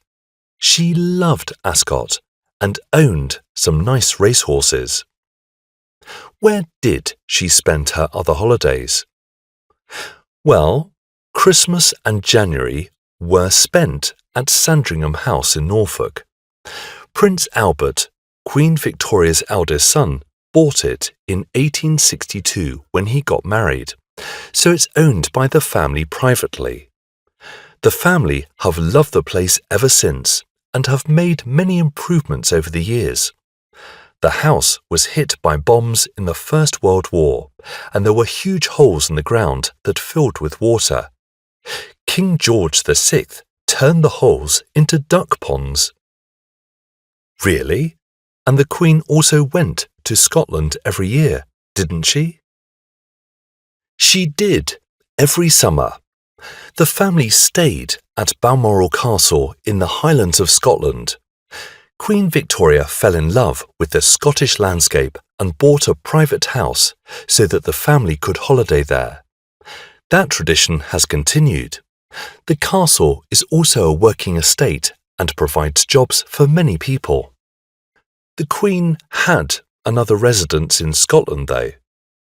Yes, her official residence was Holyrood Palace in Edinburgh, the capital city of Scotland. She stayed there when she had official business, and she was there every July for a week. It was called Holyrood Week appropriately. And was that the same for her official residence in Northern Ireland? Exactly. Hillsborough Castle is near the capital city of Belfast. She stayed there and entertained guests when she was on official business in Northern Ireland. OK, so that's a lot of homes. How did the Queen look after them? Well, some were open to the public when the Queen was not in residence. Buckingham Palace is the latest one to open its doors. It's open for 2 months in the summer, and it's extremely popular with visitors, both from home and abroad, as you can imagine. Indeed, it would be well worth a visit. Many thanks, Bill, for giving us the tour of the royal residences, a fascinating insight into royal life. Thank you. My pleasure. Review Unit 4. I heard that your family moved house recently. Where are you living now? We moved to a village about 5 kilometres out of town. It's an old detached house with about an acre of land. Wow, that sounds fantastic. Actually, we moved house last month too, but it was just to a bigger flat in the same area. It must be really peaceful where you are. You know, it's true that I sleep better there. I hadn't really realised how noisy our road in town was, but it's so much less convenient. I have guitar lessons in the evening and I'm in a school theatre production too, so I spend hours waiting for buses. I used to just walk everywhere. I've never really thought about that. We're right in the centre of town, so everything's so close. Where did the idea of moving to the countryside come from? Well, my mum had always wanted to live in the country, and she's really enjoying having a big garden now. My dad seems to like it there as well. He likes doing DIY projects, and lots of things in the house are broken, so there's plenty for him to do. So I'm the only one who's not exactly thrilled. Well, I wouldn't mind putting up with it. I'd give anything to live in the countryside. I'm not so keen on it. But in a couple of years I'll be going off to university, so I'll just put up with it until then. Unit 5, Lesson 5A, Exercise 4. 1. Open or close an app, a new window, a folder, a file, a document. 2. Save a document, a file, a photo, your work. 3. Enter your password, your username, your name, your address. 4. Scroll up or down a page, a menu, a document. 5. Empty the trash, the recycle bin. 6. Check or uncheck a box. 7. Follow a link. 8. Copy and paste text, a photo, a file, a document, a link, a folder. 9. Create an account, a document, a file, a link, a folder. 10.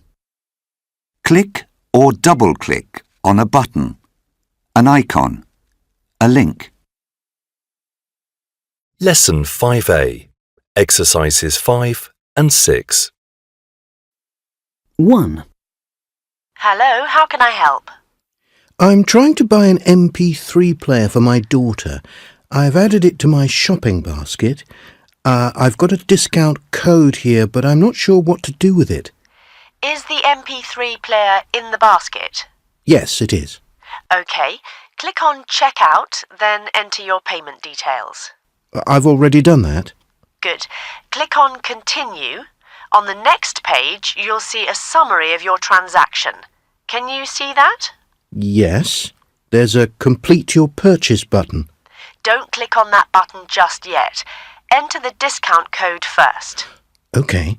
RX4569PLQ. Click on Apply Code. Yes? Oh dear. It says it's out of date. What a nuisance. Can I have a discount anyway? No, I'm afraid not. OK, never mind. I'll click on Complete Your Purchase. Done. Is there anything else I can help you with? No, that's all. Thanks for your help. 2.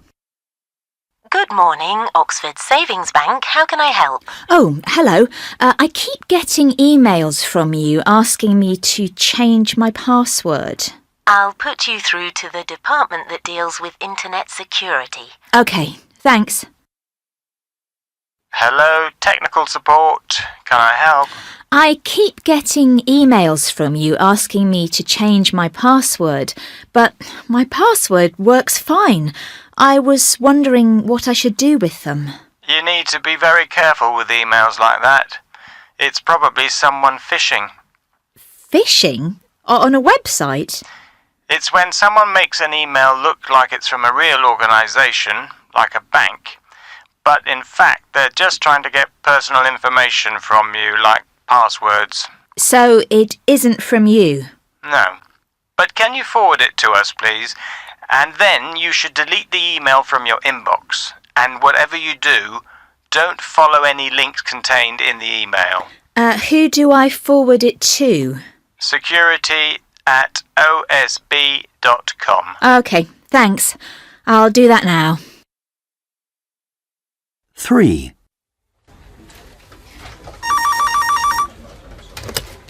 Good morning. Can I take your name, please?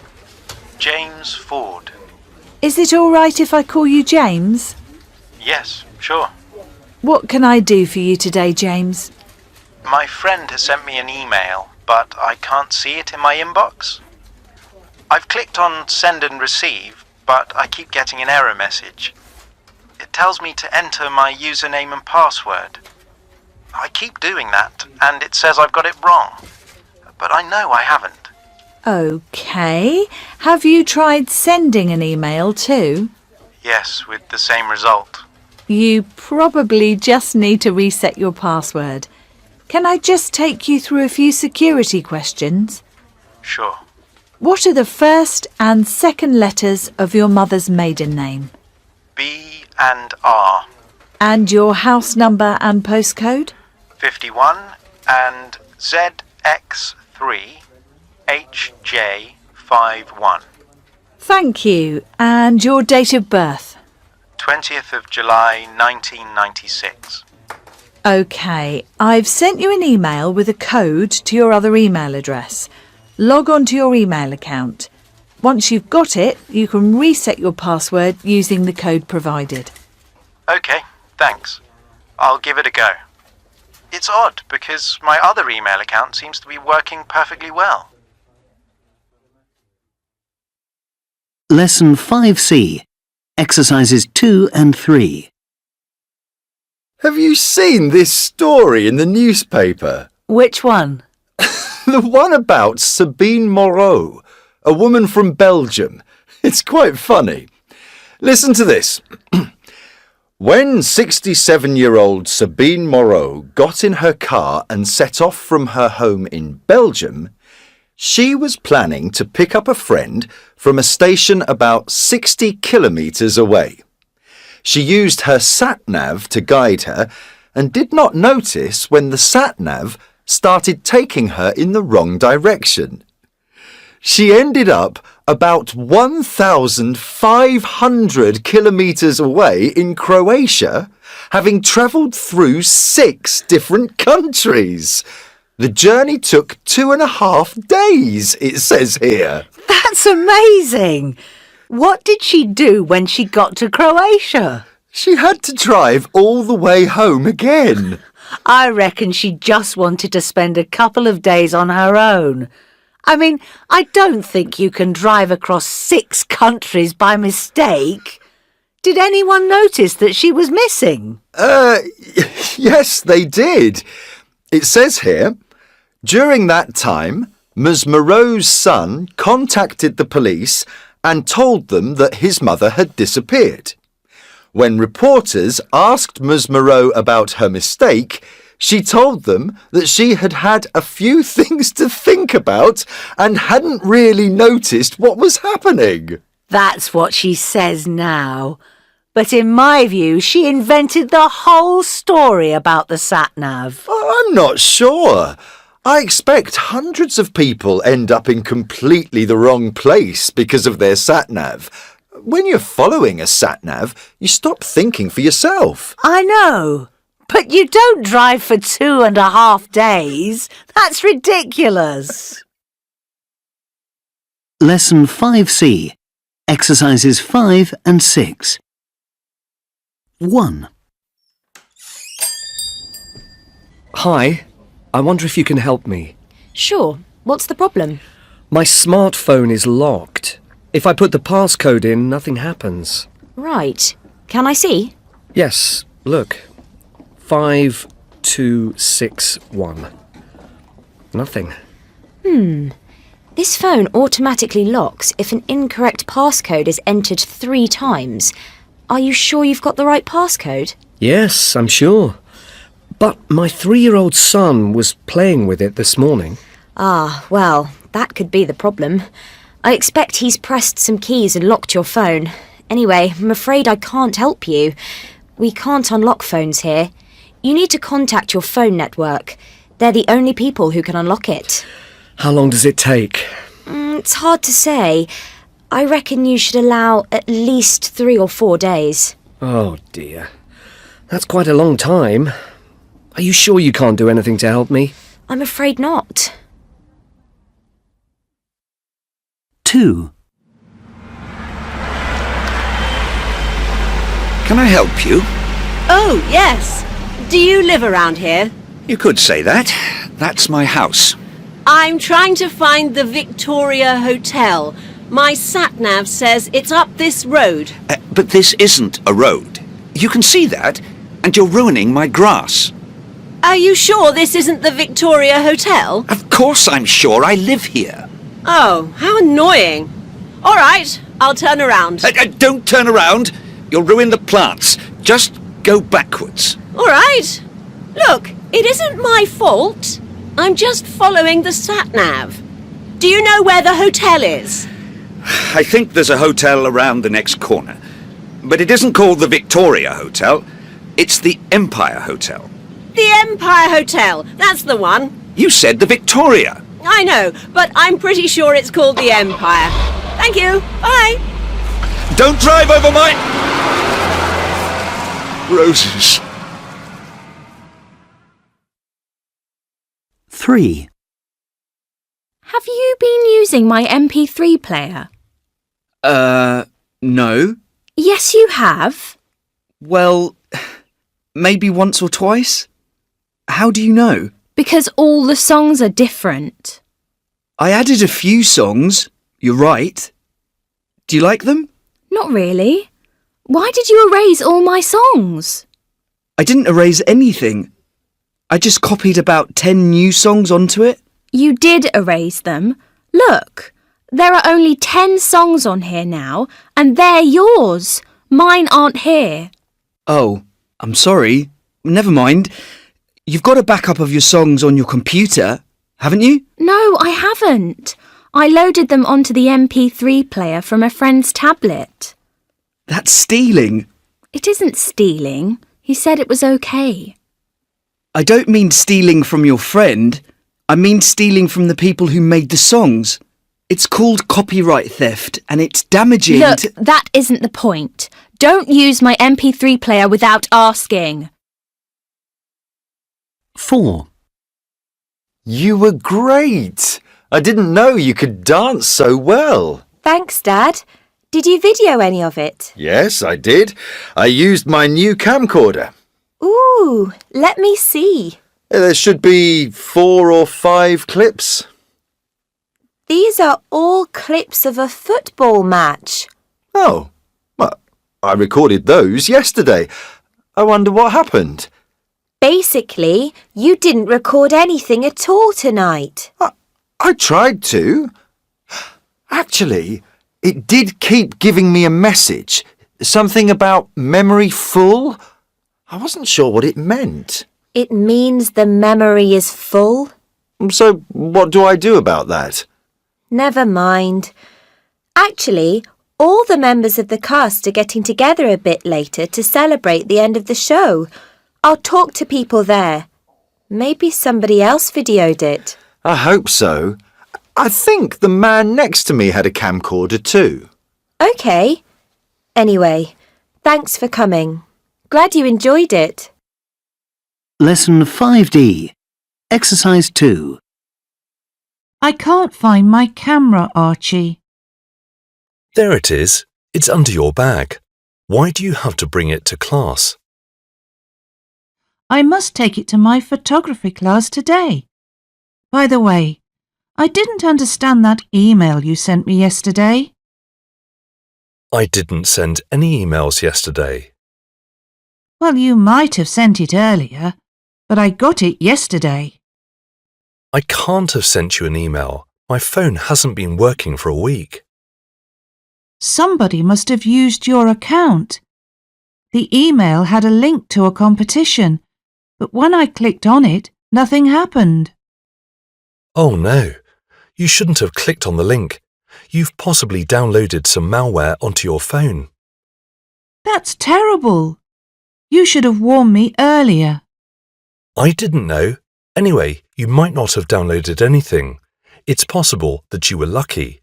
You just need to wait and see. Anyway, you need to warn your other friends. That email could have gone to everybody in your address book. Lesson 5F. A perfect companion.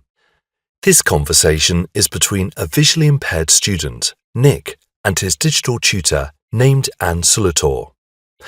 Anne Sulator is the brainchild of a 22nd century scientist modelled on and named after the dedicated tutor of Helen Keller. You can have conversations with Anne Sulator via a wristwatch or any piece of jewellery. The idea of the digital tutor was to help disabled children study in mainstream schools. Early in the morning, Anne Sulator wakes up from a full charge of energy, ready for a 20-hour non-stop working day. Nick is quite independent in familiar situations, but if he comes across something unexpected, he can turn to Anne Sulator for help by using his voice to control the watch on this wrist. Similarly, if he is in an unfamiliar place, he can get directions from Anne through a tiny set of earphones. In an emergency, for example, if there is an obstacle or unexpected vehicle, Nick receives a tiny vibration as a warning. Anne sends reports to the child's parents on a regular basis or on demand. Registered in the school system and equipped with an immense database, Anne can easily keep track of Nick's schedule and curriculum. During class, Anne gives off a warning beep when Nick is distracted, quickly converts the new material into Braille, or dictates what the teacher has just written on the board. Anne is there to bridge the gap between Nick and his classmates. In Nick's individual sessions, Anne suggests lessons depending on his preference and ability. She can adapt the lesson to aid Nick's learning process, but she doesn't jump in immediately to offer him a hand. Nick has to work on his own for a while before Anne makes a few suggestions. She may even ask Nick to read some extra materials to get a grasp of the topic. Nick often complains about Anne's persistence and strictness. In his fury, Nick sometimes does wish to turn Anne off for a while, which can only be done by his parents. Anne Sulator is much more than a beautifully designed gadget for a visually impaired child. She can make a perfect companion to any child that needs a tutor or a friend to talk with. Lesson 5G, Exercises 2 and 3. This photo shows 3 young students in a big field. It could be a science lesson. Their teacher might have asked them to do a project about the weather. The 2 girls are holding tablets, and the boy is checking a piece of equipment. It looks like something to do with measuring wind. The girls might be recording some results or measurements on their tablets. Lesson 5G, Exercises 5 and 6. The common theme in the photos is education. Both photos show a lesson of some kind, and in both photos there are 3 students. They look quite young, so they're probably primary school students. In the first photo, the students are outside, whereas in the second photo they're in a classroom. There might be other students in the same classroom, but we can't see them in the photo. It looks like a typical classroom in a primary school. There are lots of pictures and charts on the walls, and it's quite colourful. Unlike the second photo, the first photo does not show the teacher. In the second photo, they're listening to the teacher rather than looking at tablets. Do you think the students are finding their lessons interesting? Interesting? Yes, I do. Not all of them seem very excited, but they look to me as if they're concentrating and happy, so they must find it interesting.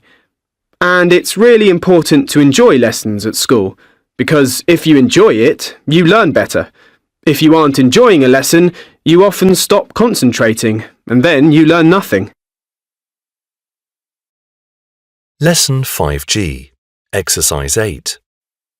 Do you think using smartphones and tablets is a good way for students to learn? Yes, I do. Why? Because young people today love playing with phones and tablets. It seems to me that using them for lessons is very motivating for them.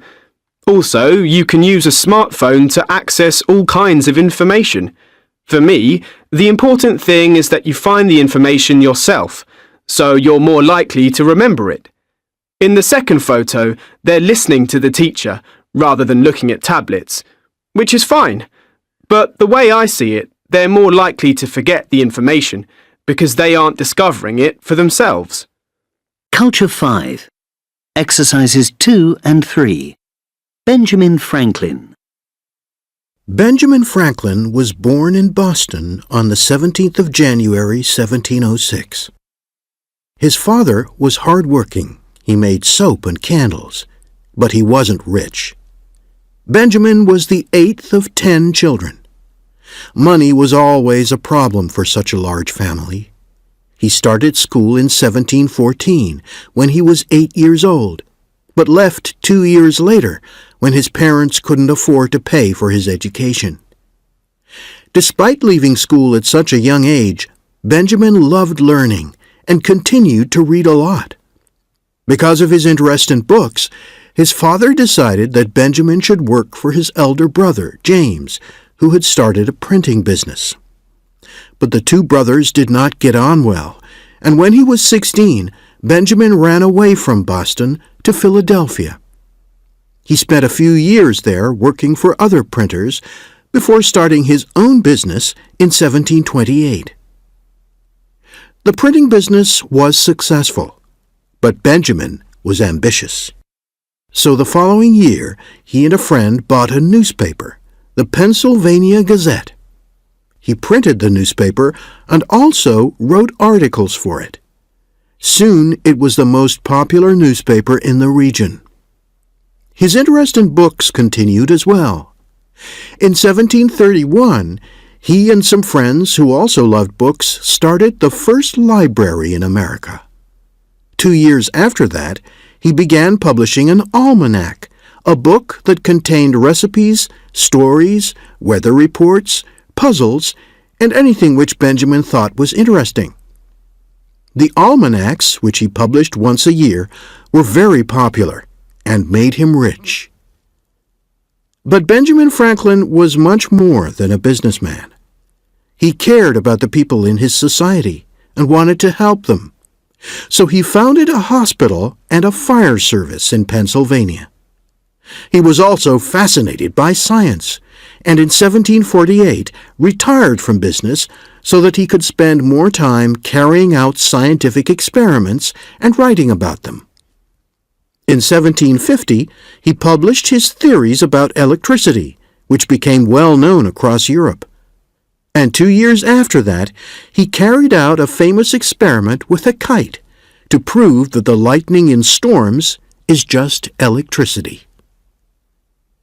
Franklin continued to carry out scientific investigations and experiments, but he had another interest, politics. He had been a member of the Pennsylvania government for many years, but in 1776, just after the American War of Independence, he became American ambassador to France. He worked in Paris until 1785 and built strong relations between the two countries. He didn't retire from this job until he was nearly 80. He had become such a well-known and important figure that when he died 5 years later, 20,000 people attended his funeral. Culture 5. Exercise 5. It is one of the most famous experiments in scientific history. Children all over the world have learnt how Benjamin Franklin risked his life while carrying out an experiment during a storm. He flew a kite directly under a storm cloud to prove that lightning was a kind of electricity. Franklin's success made him famous throughout the world. But a new study of Franklin's experiment suggests that he actually invented the whole story. According to the story that we all know, in the summer of 1752, Franklin thought of a simple way of testing his theory that lightning was a kind of electricity. He built a kite using 2 wooden sticks and a handkerchief and tied a piece of metal to the kite. He also tied a key near the bottom of the cord. Then he flew the kite during a thunderstorm. According to the story, electricity ran down the cord to the key, and a spark jumped from the key to Franklin's hand when he moved it close to the key. However, according to new research, Franklin carried out the experiment only in his imagination. Dr. Tom Tucker, an American university professor, first began to feel suspicious about the story while he was working for the U.S. Space Agency, NASA. He examined the original documents and noticed that Franklin never said that he actually carried out the experiment. Dr. Tucker realized he was right when he tried to carry out Franklin's experiment himself, using an identical kite. He tried it several times, but the kite couldn't fly. According to Dr. Tucker, even if the kite had flown, it couldn't have gone high enough to get electricity from the storm clouds. Dr. Tucker then tried the experiment using a modern kite, but that did not work either. Although Franklin probably did not carry out the experiment, Dr. Tucker believes that Franklin's theory was completely correct. Review Unit 5. You've got a new smartphone, Sal. Can I have a look at it? Yes, of course, Tim. I got it for a good price, and it's great for social networking. My parents didn't want me to buy it, though. They keep telling me I spend too much time on my phone already, and this one has even more things to keep me busy. You know, I sort of understand their point. I wish my sister would put her phone down once in a while. She even uses it at the dinner table and it drives us all crazy. She never hears what we're saying or talks to us. Yeah, some of my friends are like that. It is frustrating. Anyway, my parents don't let anyone bring their phone to the dinner table. Really? Yeah, it's good because we really do talk about a lot of important things while we're eating. If our phones were on, we probably wouldn't communicate at all. Well, my mum thinks the MP3 player on my phone is bad for me, so she only lets me use it for an hour a day. She says it's going to damage my hearing. You do have the volume up very high. I've heard it from across the room. Maybe you could make a deal with your mum. Say you'll agree to play music much more quietly if you can use the MP3 player more often. That's a good idea. Thanks. Hey, can you show me what games you have on your phone? Unit 6, Lesson 6A, Exercise 3. Creative. Creativity. Enthusiastic. Enthusiasm. Flexible. Flexibility. Generous. Generosity. Optimistic. Optimism. Pessimistic. Pessimism. Punctual. Punctuality. Realistic. Realism. Sociable. Sociability. Sympathetic. Sympathy. Lesson 6A, Exercises 5 and 6. 1. I think you need to be really sympathetic. The more sympathetic you are, the better you'll be at the job. Yes, I agree. Sympathetic and caring, because you're looking after very vulnerable people. I think you also need to be quite idealistic. I'm not sure about that. I don't think idealism is as useful as patience, and you need to show lots of initiative. True. And these days they have to work longer and longer hours, so you need to be very hard-working too. Absolutely. 2. There are lots of qualities you need for this job, but I think that the most important quality is punctuality. Punctuality? Really? Yes. You can't tell people off for being late if you're never on time yourself. I suppose so. And you need a good sense of humour. You'll certainly be more popular if you can laugh at things. Plus intelligence, of course. I agree. And you need to be good at communicating. Yes, the ability to communicate is absolutely vital. You need to be really good at explaining things. 3. I'd hate to have this job. Really? I think it would be quite rewarding. But very stressful. Maybe. You need to be patient. I think patience is less important than physical courage. Yes, you certainly need physical courage. You might get into some quite dangerous situations. And you need to be physically fit. So, patience, physical courage and fitness. Which do you think is the most useful quality of the three? Physical courage. But the ability to communicate is probably even more important. It's better to solve problems with words rather than force. Lesson 6C, Exercise 3. At the age of 16, Nellie Bly read an article in her local newspaper which argued that women were not able to do the same jobs as men. Furious, she wrote an anonymous article in reply and sent it to the paper. The paper's editor was so impressed that he offered her a job. Nellie was now a journalist. At that time, female journalists mostly wrote about fashion and gardening, but Nellie had other ideas. She was determined to be an investigative journalist who wrote about serious issues like women's rights and the problems of factory workers. But when Nellie accused companies of treating workers badly, They refused to buy advertisements in the paper, so the editor stopped Nellie's investigations. In 1887, Nellie moved to the New York World newspaper, where the owner, Joseph Pulitzer, helped her to do undercover work. For example, Nellie pretended to be insane so that she could become a patient at a psychiatric hospital in New York and find out about the conditions there. As a result of Nellie's shocking discoveries, the authorities changed the way they cared for mentally ill patients. This was probably her greatest success as an investigative journalist. Lesson 6C. Exercise 5. 1.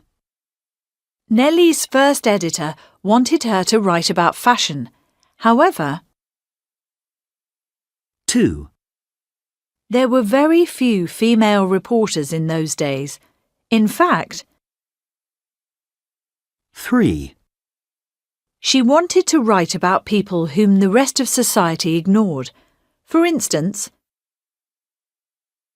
4. her reports often criticised the factory owners. Consequently, 5. they worked long hours in the factory. Indeed, 6. she discovered that patients in psychiatric hospitals lived in terrible conditions, though Lesson 6C, Exercise 6. So, how did Nellie first get the idea of travelling around the world? She read a novel by Jules Verne called Around the World in 80 Days. Nellie decided to copy the adventure and try to go around the world in fewer than 80 days. 80 days seems like quite a long time. Well, the year was 1888. And of course, in those days, there were no aeroplanes or helicopters. As a result, it took a long time to travel long distances. So how did Nellie pay for this adventure? The owner of the newspaper, Joseph Pulitzer, agreed to pay for it. It was good publicity.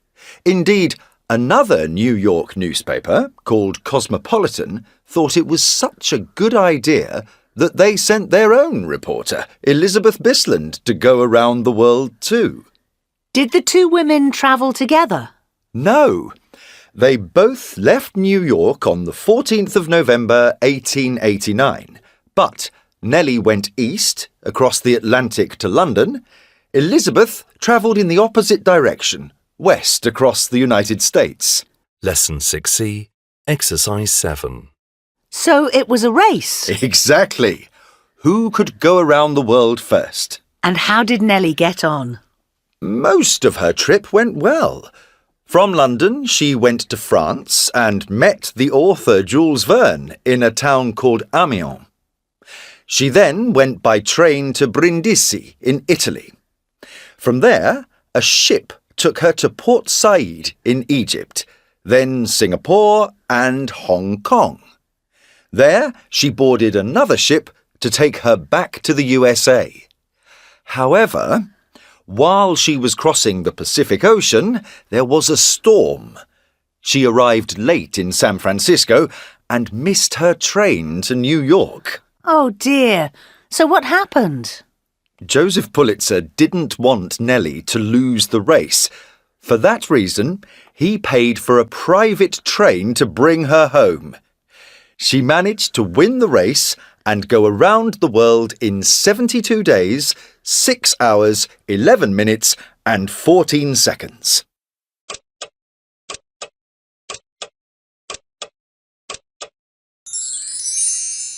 Lesson 6F, An Inspiring Ecologist. Rachel Carson, an ecologist, a biologist and a writer, was born in 1907 in Springdale, Pennsylvania. As a small girl, she was an avid reader and soon showed a keen interest in the natural world and writing. She had her first story about animals published in a magazine when she was in the 4th grade. She graduated from Pennsylvania College for Women, now Chatham University, in 1929, studied at the Woods Hole Marine Biological Laboratory and received her MA in Zoology from Johns Hopkins University in 1932. Initially, Rachel Carson worked for the US Bureau of Fisheries as a part-time science writer. Part of her job was to interest the public in marine and freshwater biology via radio programs. She then spent the next few years serving as a marine scientist and editor for the US Fish and Wildlife Service. There, she became famous for her writings on environmental pollution and the natural history of the sea, in which she always concerned herself about the impact that humans made on the natural world. Climate change, rising sea levels, melting Arctic glaciers, decreasing animal populations are part of her work. In her most influential book, Silent Spring, 1962, Rachel Carson strongly disapproved of the widespread use of pesticides such as DDT. She warned the public about its negative long-term effects and called for new policies to protect humans and the environment. She then was criticized by the chemical industry and some government officials, but never gave up. The book eventually prompted a change in national policy, leading to the enactment of a national ban of pesticides on agricultural farming. Additionally, it helped spark the environmental movement, resulting in the establishment of the United States Environmental Protection Agency. That's why she was called the mother of modern ecology. Rachel Carson died of breast cancer in 1964. However, her work continues to inspire new generations to protect all the living world. Lesson 6G. Exercises 3 and 4. I saw a job advert for hotel staff, and I was wondering if I could discuss it with you. Certainly. What would you like to know? Well, first of all, I'd like to know what the job involves. It involves cleaning guests' bedrooms in the morning, and after that, working in the restaurant. Oh, I see. Could you tell me what I would be doing in the restaurant? Mostly serving customers. The restaurant gets very busy at lunchtime. Well, I'm hard-working, so that won't be a problem. I'm also very polite, and I enjoy working with the public. That's good. You'll need to be very patient and cheerful too. I believe I possess those qualities too. The job sounds ideal for me. Something else I'd like to ask about is the hours. I'd be interested to know when I would start and finish work exactly. The hours are 8 a.m. to 3 p.m., Tuesday to Saturday. So I would get Sunday and Monday off? Yes, that's right. That's good. Moving on to the question of pay, may I ask what the salary is? Yes, it's £7 an hour. We may occasionally ask you to work overtime. Would you be willing to do that? Yes, I think so. Finally, could I ask you about accommodation? I'd like to know if accommodation is included. No, I'm afraid it isn't. You'll have to find your own accommodation. Is that a problem? No, it isn't. I'm staying at a friend's flat and she says I can stay as long as I like. Well, it sounds like you are ideally suited to the job, so I'd like to offer it to you. Thank you. I'd be delighted to accept it. Culture 6. British Public Schools. In the UK, 93% of children go to state schools, which are funded by the government. The remaining 7% go to private schools, which the government does not fund or control. The students pay fees to attend these schools. A small group of very old private schools are, confusingly, known as public schools. These include Eton College, which has educated 19 British Prime Ministers over the past 3 centuries, as well as many other famous people from around the world, including Prince William and Prince Harry, actor Hugh Laurie, and the former King of Nepal. To many people, these public schools seem very odd and old-fashioned, with their strange uniforms and confusing traditions. For example, all of the public schools divide the academic year into 3 terms. At Eton College, these are called halves, but at Charterhouse, they're called quarters, and the shortest of the 3 is known as the long quarter. Although private schools seem irrelevant to most British people, the influence they have on society is very real. That is because a very large number of people in important positions attended these schools, including 71% of senior judges and 62% of senior officers in the armed forces. Some people even argue that the UK Parliament does not represent the country because 32% of MPs are privately educated. Culture 6. British Public School Exercise 5. In this part of the programme, I'm going to talk to David Brown, who's written a book about English public schools. David, welcome. Why did you choose this topic? Well, I didn't actually go to a public school myself. I went to an ordinary state school. But I've always been fascinated by the idea of them and by their traditions. And I'm sure I'm not the only one. In fact, since I wrote my book, I've met lots of other people who share my interest. Really? Now, in your book, you describe quite a few of these traditions. For example, the Eton Wall game is a very old tradition. It dates back to when exactly? 1766. Yes, it's a game that is played only at Eton College. It's a bit like football, but the pitch is very narrow and it's next to a wall. Each team has to get the ball to the end of the wall. If they do that, they score a goal.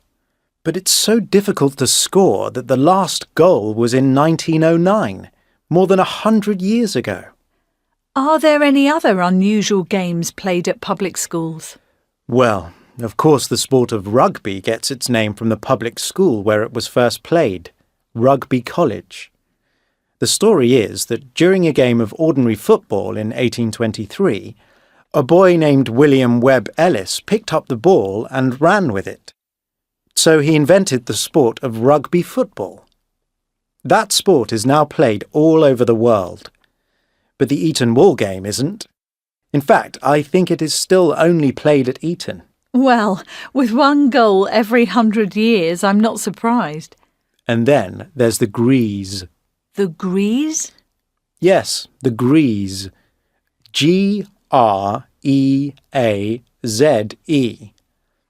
It's a game that's played once a year, on Pancake Day, at Westminster School. The school cook makes a special pancake with horsehair in it to make it stronger. That sounds disgusting. Horsehair? Yes, but they don't eat it. The cook throws the pancake in the air and the students fight over it for 1 minute. The student that gets the largest piece of the pancake is the winner and receives a prize, a gold coin. Then the whole school has a half-day holiday. Amazing.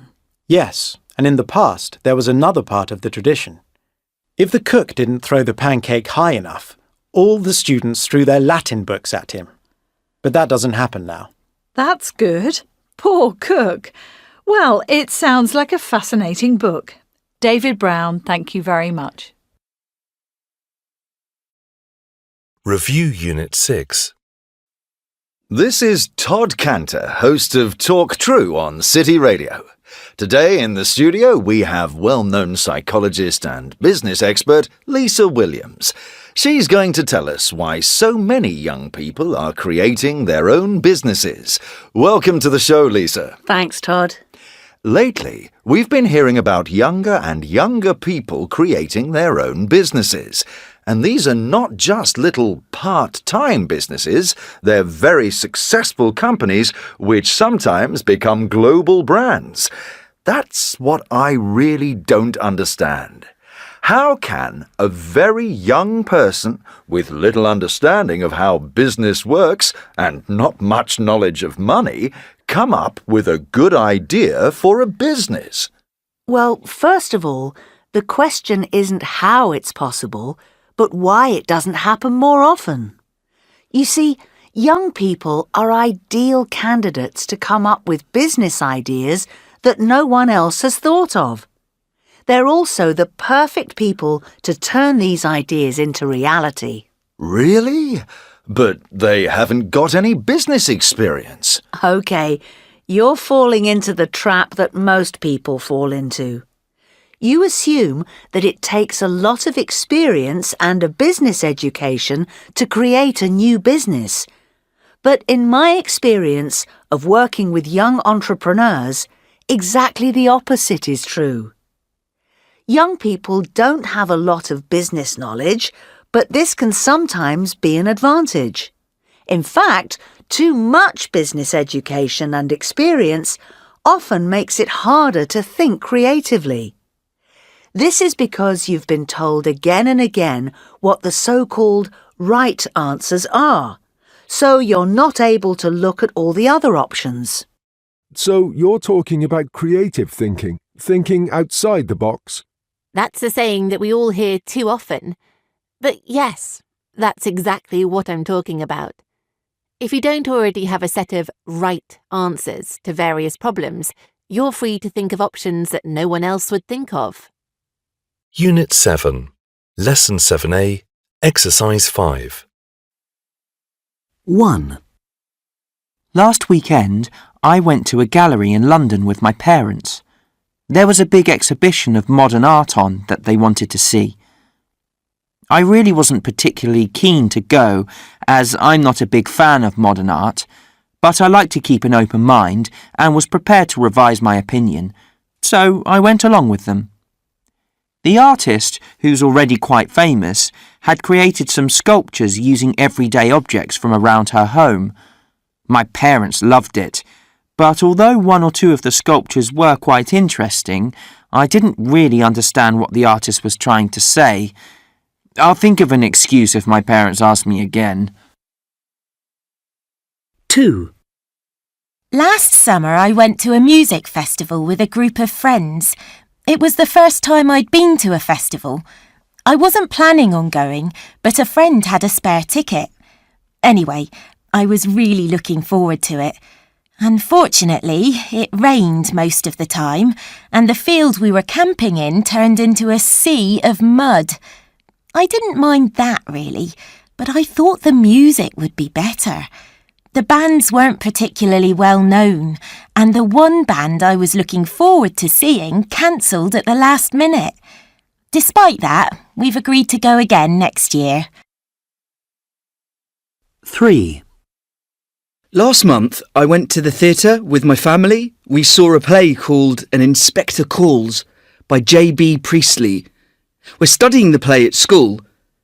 It's a bit boring and I'd already seen it a couple of times on DVD, but Mum convinced me that it would be a good idea to see it again. Anyway, it was as bad as I'd feared.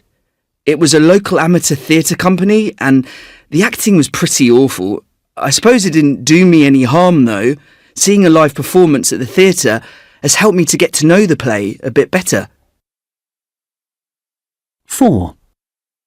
I hardly ever watch or listen to musicals, maybe about once a year, if that. But last weekend I went to see Mamma Mia in London. I'm a big ABBA fan and I'd been meaning to go and see it for ages. I asked lots of friends to come along, but only 2 agreed. Anyway, I booked really good seats right at the front. It was an amazing experience. As I expected, the music was fantastic, as were the singers and dancers. I'm going to go again, but I need to find someone else to go with, as my friends weren't so impressed by it. Lesson 7C, Exercise 2. The Lost Generation by Jonathan Reed. I am part of a lost generation, and I refuse to believe that I can change the world.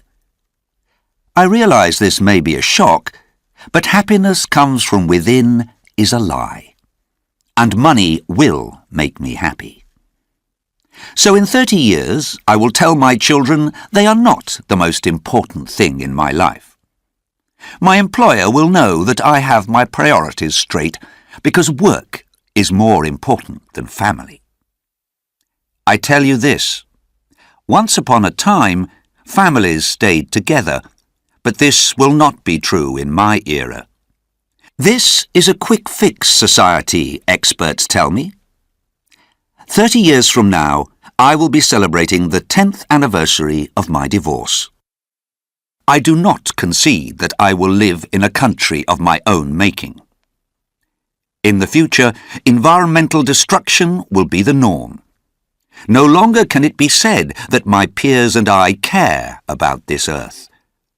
It will be evident that my generation is apathetic and lethargic. It is foolish to presume that there is hope. And all of this will come true, unless we reverse it. Lesson 7C, Exercise 4. And all of this will come true, unless we reverse it. There is hope. It is foolish to presume that my generation is apathetic and lethargic. It will be evident that my peers and I care about this earth. No longer can it be said that environmental destruction will be the norm. In the future, I will live in a country of my own making. I do not concede that 30 years from now I will be celebrating the 10th anniversary of my divorce. Experts tell me this is a quick-fix society, but this will not be true in my era. Families stayed together once upon a time. I tell you this, family is more important than work.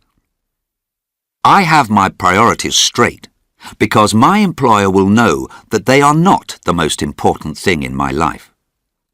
So in 30 years, I will tell my children, money will make me happy is a lie. And happiness comes from within. I realize this may be a shock, but I can change the world. And I refuse to believe that I am part of a lost generation. Lesson 7C, Exercise 5. Speaker 1. I went to the gym last week. It was the first time in years. I tried lifting some weights and could only manage about 120 kilos. I know that would be a lot for most people, but for me, well, I was really surprised how little I can lift now. Speaker 2. I went to see Robbie Williams in concert last weekend, again. It was in Manchester. He played some of his old songs and some of the songs from his new album. It was okay, but even I had to admit that he wasn't brilliant. Maybe he wasn't feeling good. Speaker 3. I went out for a meal with some friends last weekend. We had Thai food because they wanted to try something different, and for once I agreed. And you know, it wasn't too bad. A bit hot and spicy for me, but very tasty. I actually enjoyed it. I might try Indian sometime, perhaps. Speaker 4. My sister called round and gave me my birthday present. It was a jumper, which was a surprise. She doesn't usually buy me clothes. It's quite a colourful jumper. Red, blue and orange. Unusual. Well, anyway, it was very kind of her to buy it for me. Lesson 7C, Exercises 6 and 7. Speaker 1.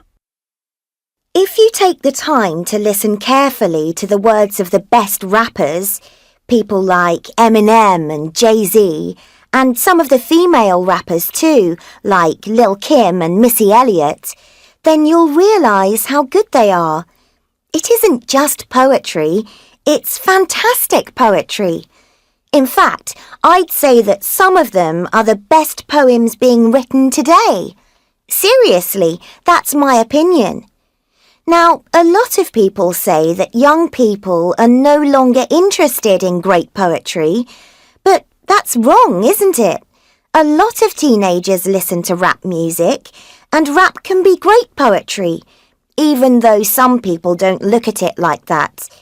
So I'd say that in some ways, poetry is more popular than ever among young people.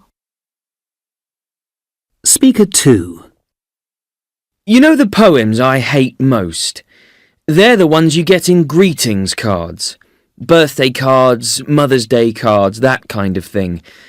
I mean, a poem has to be original, doesn't it? To be a good poem, it has to come from the writer's heart and contain some real emotion.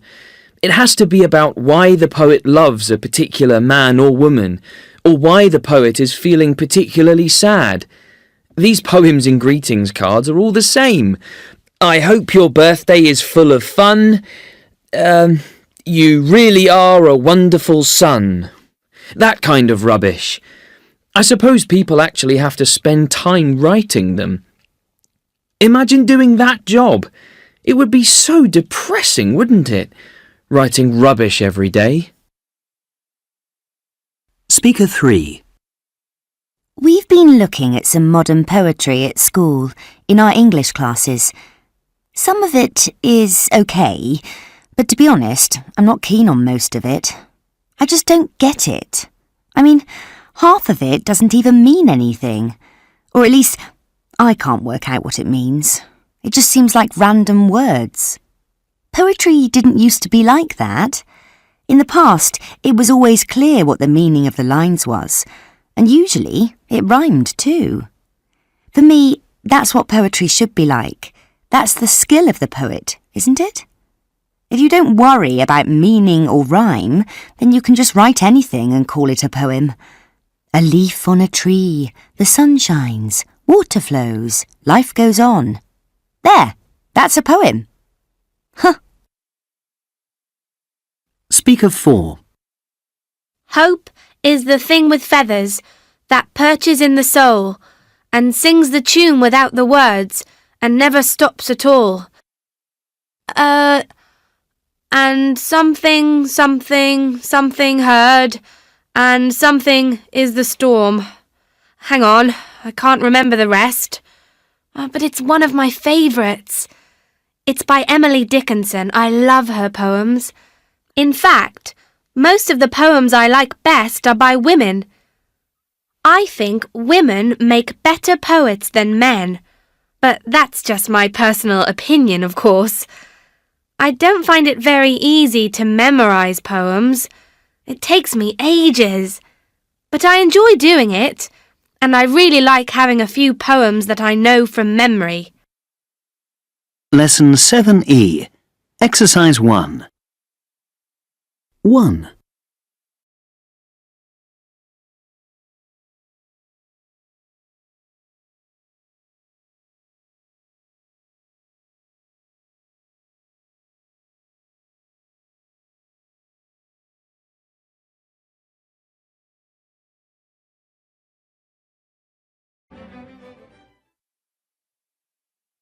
Lesson 7F. Granny Graffiti. The statue of Rocky outside the Philadelphia Museum of Art is very popular with tourists who often stop to take their photo in front of it without bothering to visit the museum itself. This irritated the artist Jessie Hemmons, who knitted a bright pink jacket and put it on the statue of the boxer. On the front of the jacket, Jessie knitted the words, "Go see the art." Jessie hopes that more people will visit the gallery. This form of street art has become known as yarn bombing. The craze is believed to have started in 2005 by Magda Sayegh in Houston, Texas. One day, Magda decided, just for fun, to knit a blue and pink cover for her shop's door handle. She loved it, and, unexpectedly, so did her customers. Pedestrians stopped outside the shop to photograph it. Motorists slowed down to take a closer look. Their reaction inspired Magda to make covers for other objects in the street, such as a stop sign, a lamppost, a parking meter, and even an entire bus, which took a whole week to complete. There are now yarn bombing groups in dozens of countries. They photograph and film their works and upload them to the internet. Jessie believes that most street art is done by men and that yarn bombing is a more feminine activity. But not everyone approves of the new form of street art. Some people argue that covering public objects in war is vandalism and littering, but the police appear to have a relatively relaxed attitude towards yarn bombers.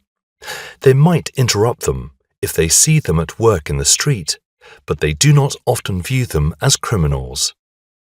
Whether you see yarn bombing as a bit of fun that brightens up drab cities, or as a form of high culture with a serious message, it is a craze that is likely to continue.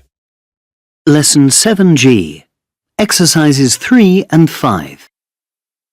So, which of these shows do you think is most suitable? What about the magic show? My sister loves magic.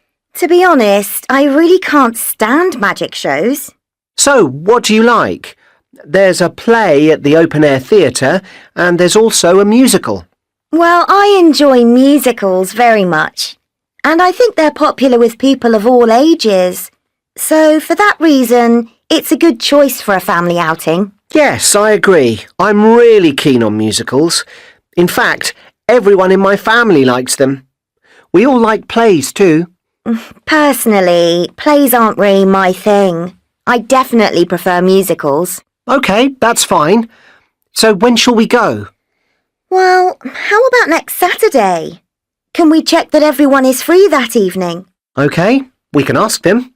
I want everyone to go because it's my treat. I'm definitely buying all the tickets. Really? That could be expensive. That's okay. I haven't spent much of the money I brought with me. OK, that's very kind of you. Now, where's the musical on? At the theatre in town, so we can go by bus. Good idea. That won't be expensive. Culture 7. Tao Hei, Vietnamese craftwork. Exercise 4.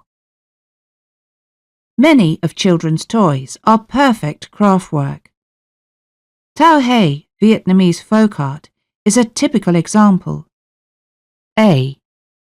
Tao Hei is made from dough into different little things or animals, which Vietnamese children love to keep as toys. Interesting shapes can be created to the wish of the children. It could be an animal like a chicken, a monkey, or some fruits like a hand of bananas. The dough can be made from flour, taken from ground rice or sticky rice, but the amount of sticky rice should be restricted to just 10% of the dough. Besides making nice dough, the artist prepares natural colours, which are usually made from leaves, vegetables or fruits. Sometimes paint is used, but traditionally natural items are preferred because they will make safe, edible toys. The artist may creatively use leaves or small twigs to make further decorations. The eyes of a monkey, for example, can be made by adding 2 black peas. B. Tao Hei can be made by anyone who is creative and skillful enough, so parents can become favourite Tao Hei artists of their children.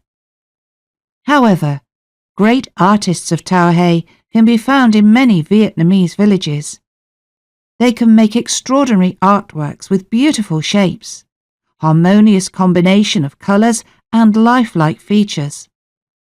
The artists usually travel through villages or come to local fairs and festivals selling toys to children, and their artworks play an important role in folk decorations. It is for passion, not for money, that the artists work. Nobody knows exactly when Tao Hei came into being, but it is believed to have come from the north of Vietnam. Sun La village in Hanoi is famous for this traditional art.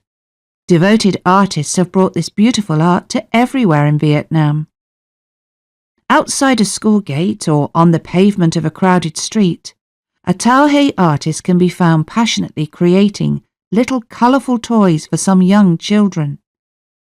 Despite the popularity of some modern forms of entertainment, children are still attracted to Tauhei. Tauhei remains an interesting feature of Vietnamese culture. Review Unit 7. Good morning. First of all, let me introduce myself.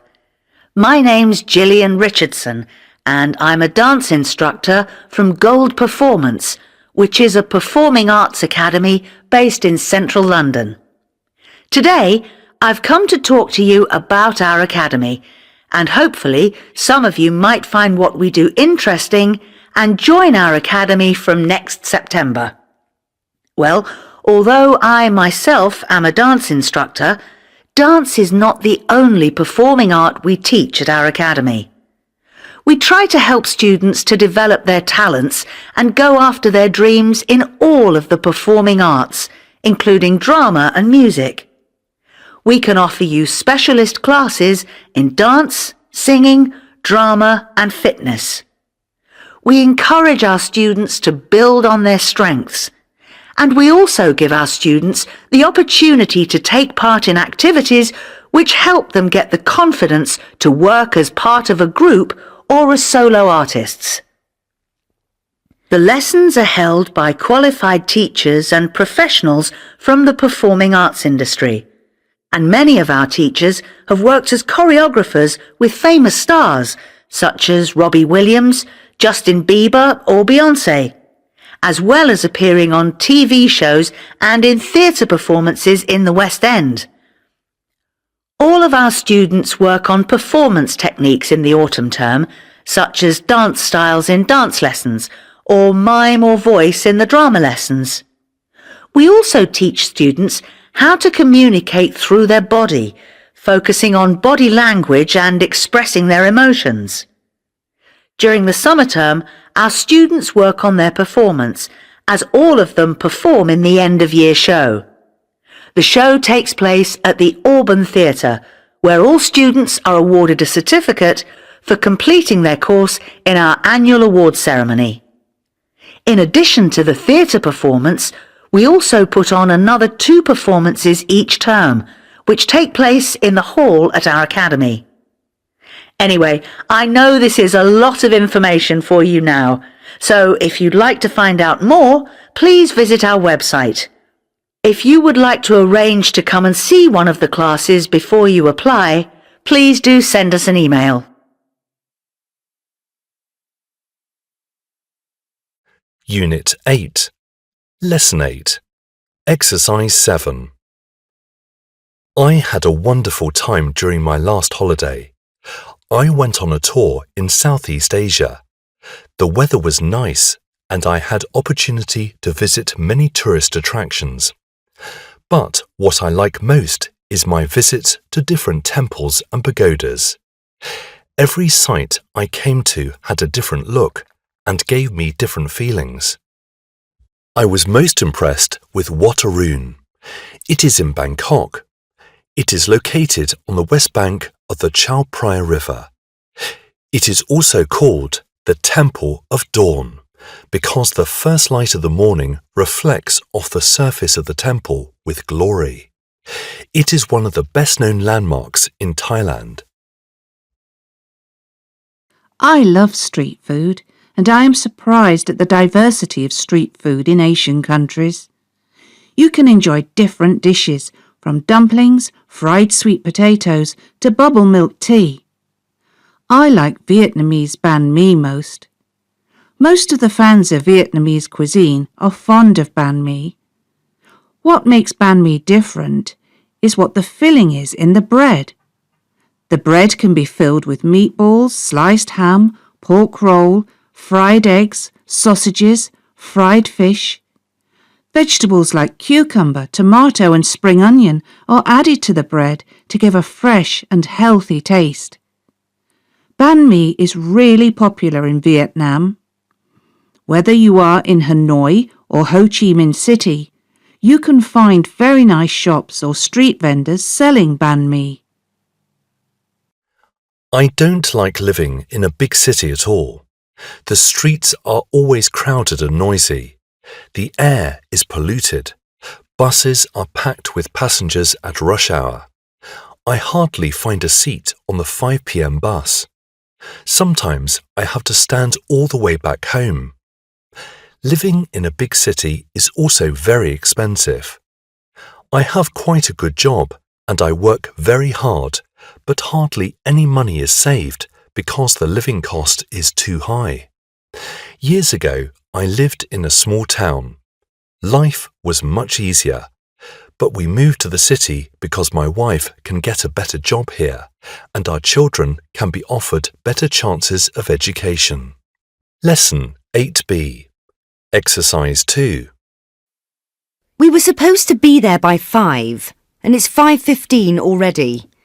If you'd remembered the sat-nav, we wouldn't have got lost. We aren't lost. I know where we are on the map. We're nearly there. If we'd left home on time, we'd have arrived by now. Well, that isn't my fault, is it? We'd have left on time if your mum hadn't phoned just as we were leaving. Don't blame my mum. And we wasted so much time at the services. If we'd made sandwiches like I suggested, we wouldn't have had to stop for lunch. Look, we're here now, and only 15 minutes late. That isn't so bad. Lesson 8b.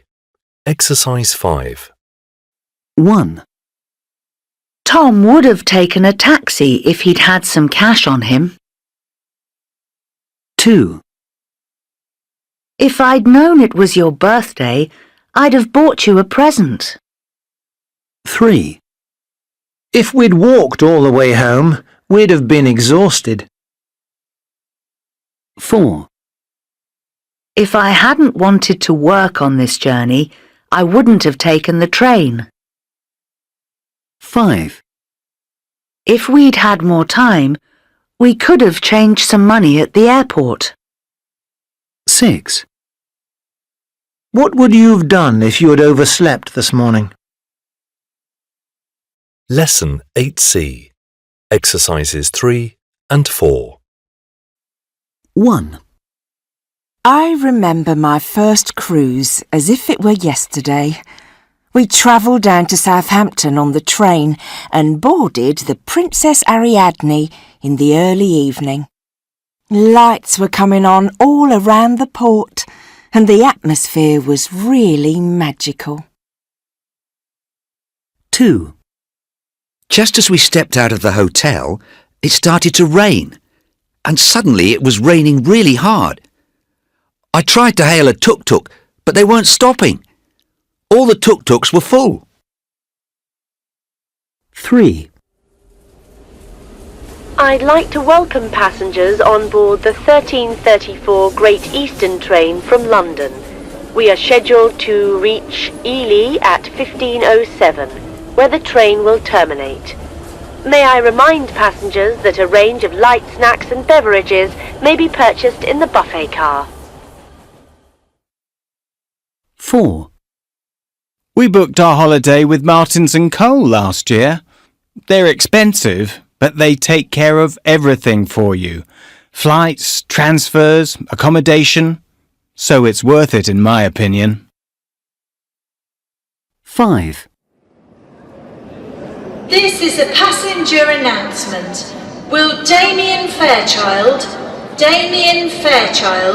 please proceed immediately to the information desk next to gate 15, where his wife is waiting to board British Airways flight 1782 to Dallas.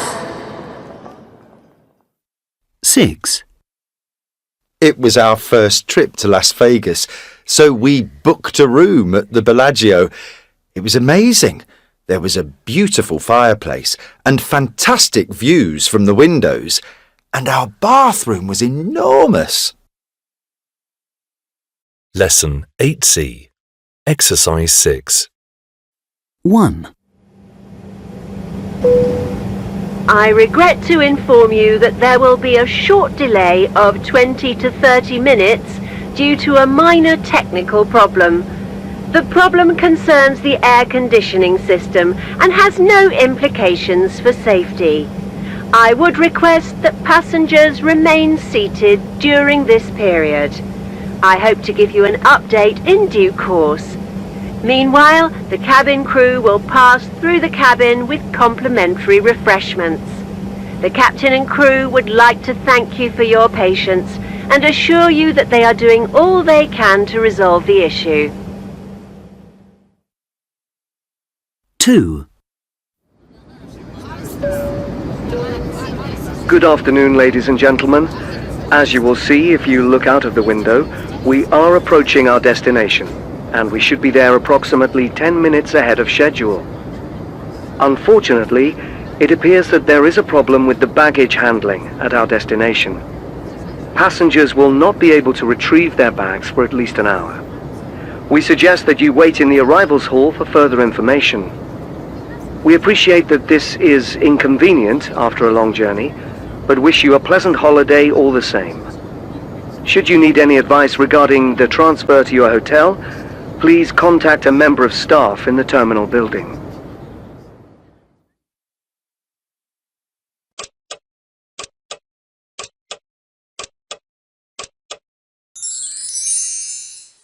Lesson 8F.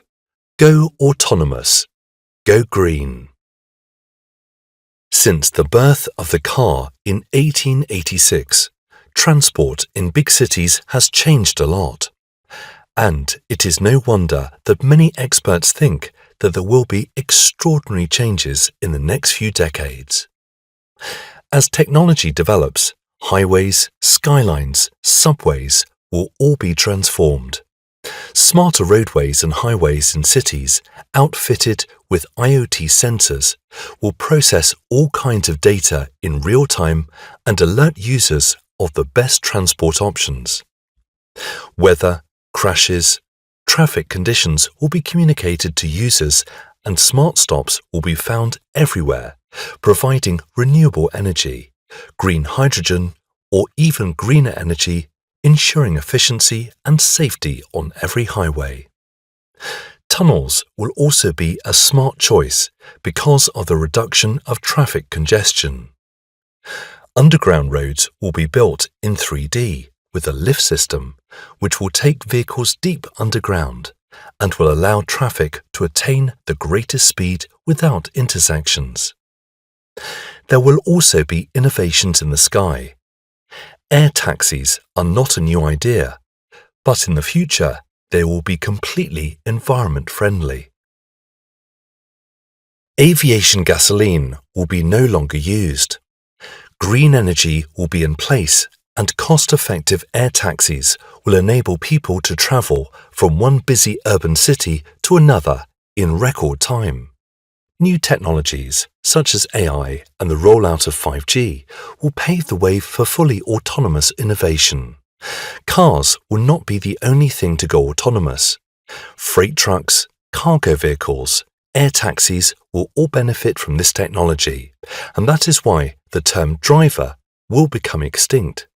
Transport will go green. Electric or hydrogen power will be mainstream.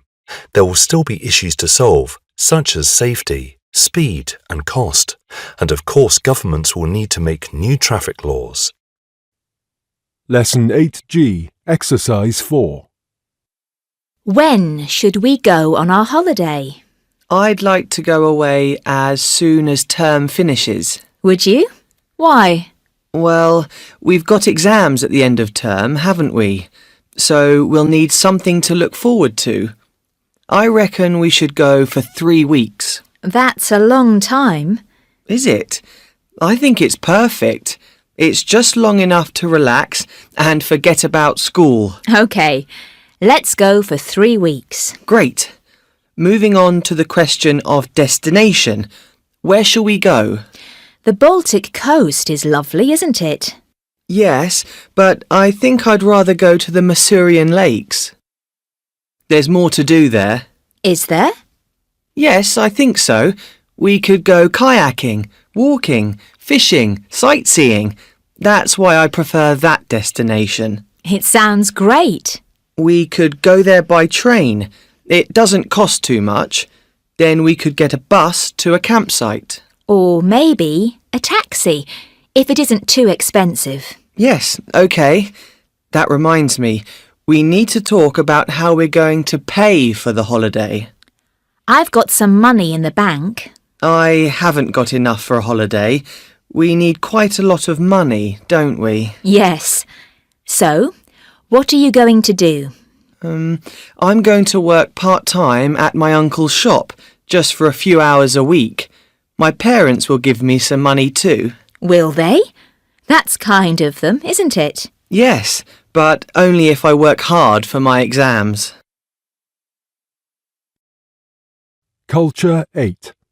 The Mekong River. The Mekong River, which is over 4,000 kilometres long, is the world's 12th longest river and the Southeast Asia's longest transboundary river. The Mekong River started around 17 million years ago due to increased erosion from monsoon precipitation. Its original name is Mai Nam Kong. In Lao language, Mai Nam, Mother of Waters, means large rivers, and Kong is a proper name. From Tibetan Plateau, the Mekong River runs through China, Myanmar, Laos, Thailand, Cambodia, and Vietnam.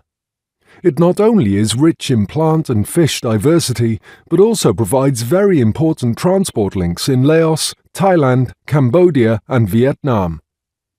The Mekong River plays an important role in the life of the people in Southeast Asia, providing a means for people to access natural resources, social facilities such as schools, health services. Passenger transport along the river makes a nice contribution to tourism development. The Mekong River is also a major trade route in Southeast Asia. A lot of cargo is transported along this river every day, and the cargo ranges from petroleum, coal, to fertilizers and farming products. However, though the river brings about great income and different job opportunities, the navigation potential of this river is not fully exploited.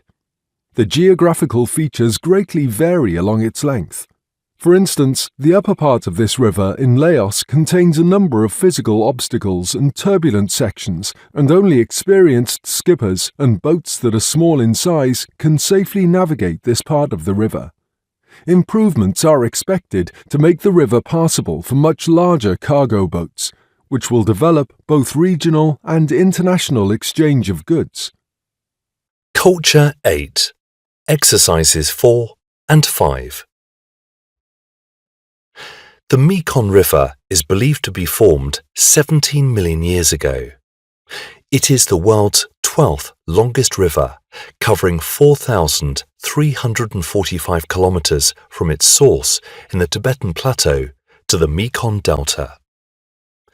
Though the Mekong River runs through 6 countries, 3/4 of the drainage area of the Mekong lies within the 4 countries Laos, Thailand, Cambodia, and Vietnam. The Mekong River originates from the Sanjuanyuan in the Tibetan Plateau, where a national nature reserve has been established. From the Tibetan Plateau, it passes through Tibet's eastern part to Yunnan's southern eastern section and the 3 parallel rivers area. This area is known as a UNESCO World Heritage Site, where the Mekong River lies between Salween River on the west and Yangtze River on the east. From this area, the river runs for about 10 kilometres on the border between Myanmar and China, before reaching the tripoint of Myanmar, China and Laos. It continues to flow southwestwards along the border of Myanmar and Laos for about 100 kilometres until it gets to a second tripoint, known as Golden Triangle, belonging to Laos, Myanmar and Thailand. The river then mainly flows through Laos for over 1,200 kilometres before crossing Cambodia, where it is joined by the Sap River. To the end of its lower course, the Mekong River enters Vietnam, where it is named Cuu Long River, and finally empties into the sea through a network of distributaries. Review Unit 8. A hovercraft is a unique kind of vehicle which has got the ability to travel over any kind of terrain. land, water, mud or ice.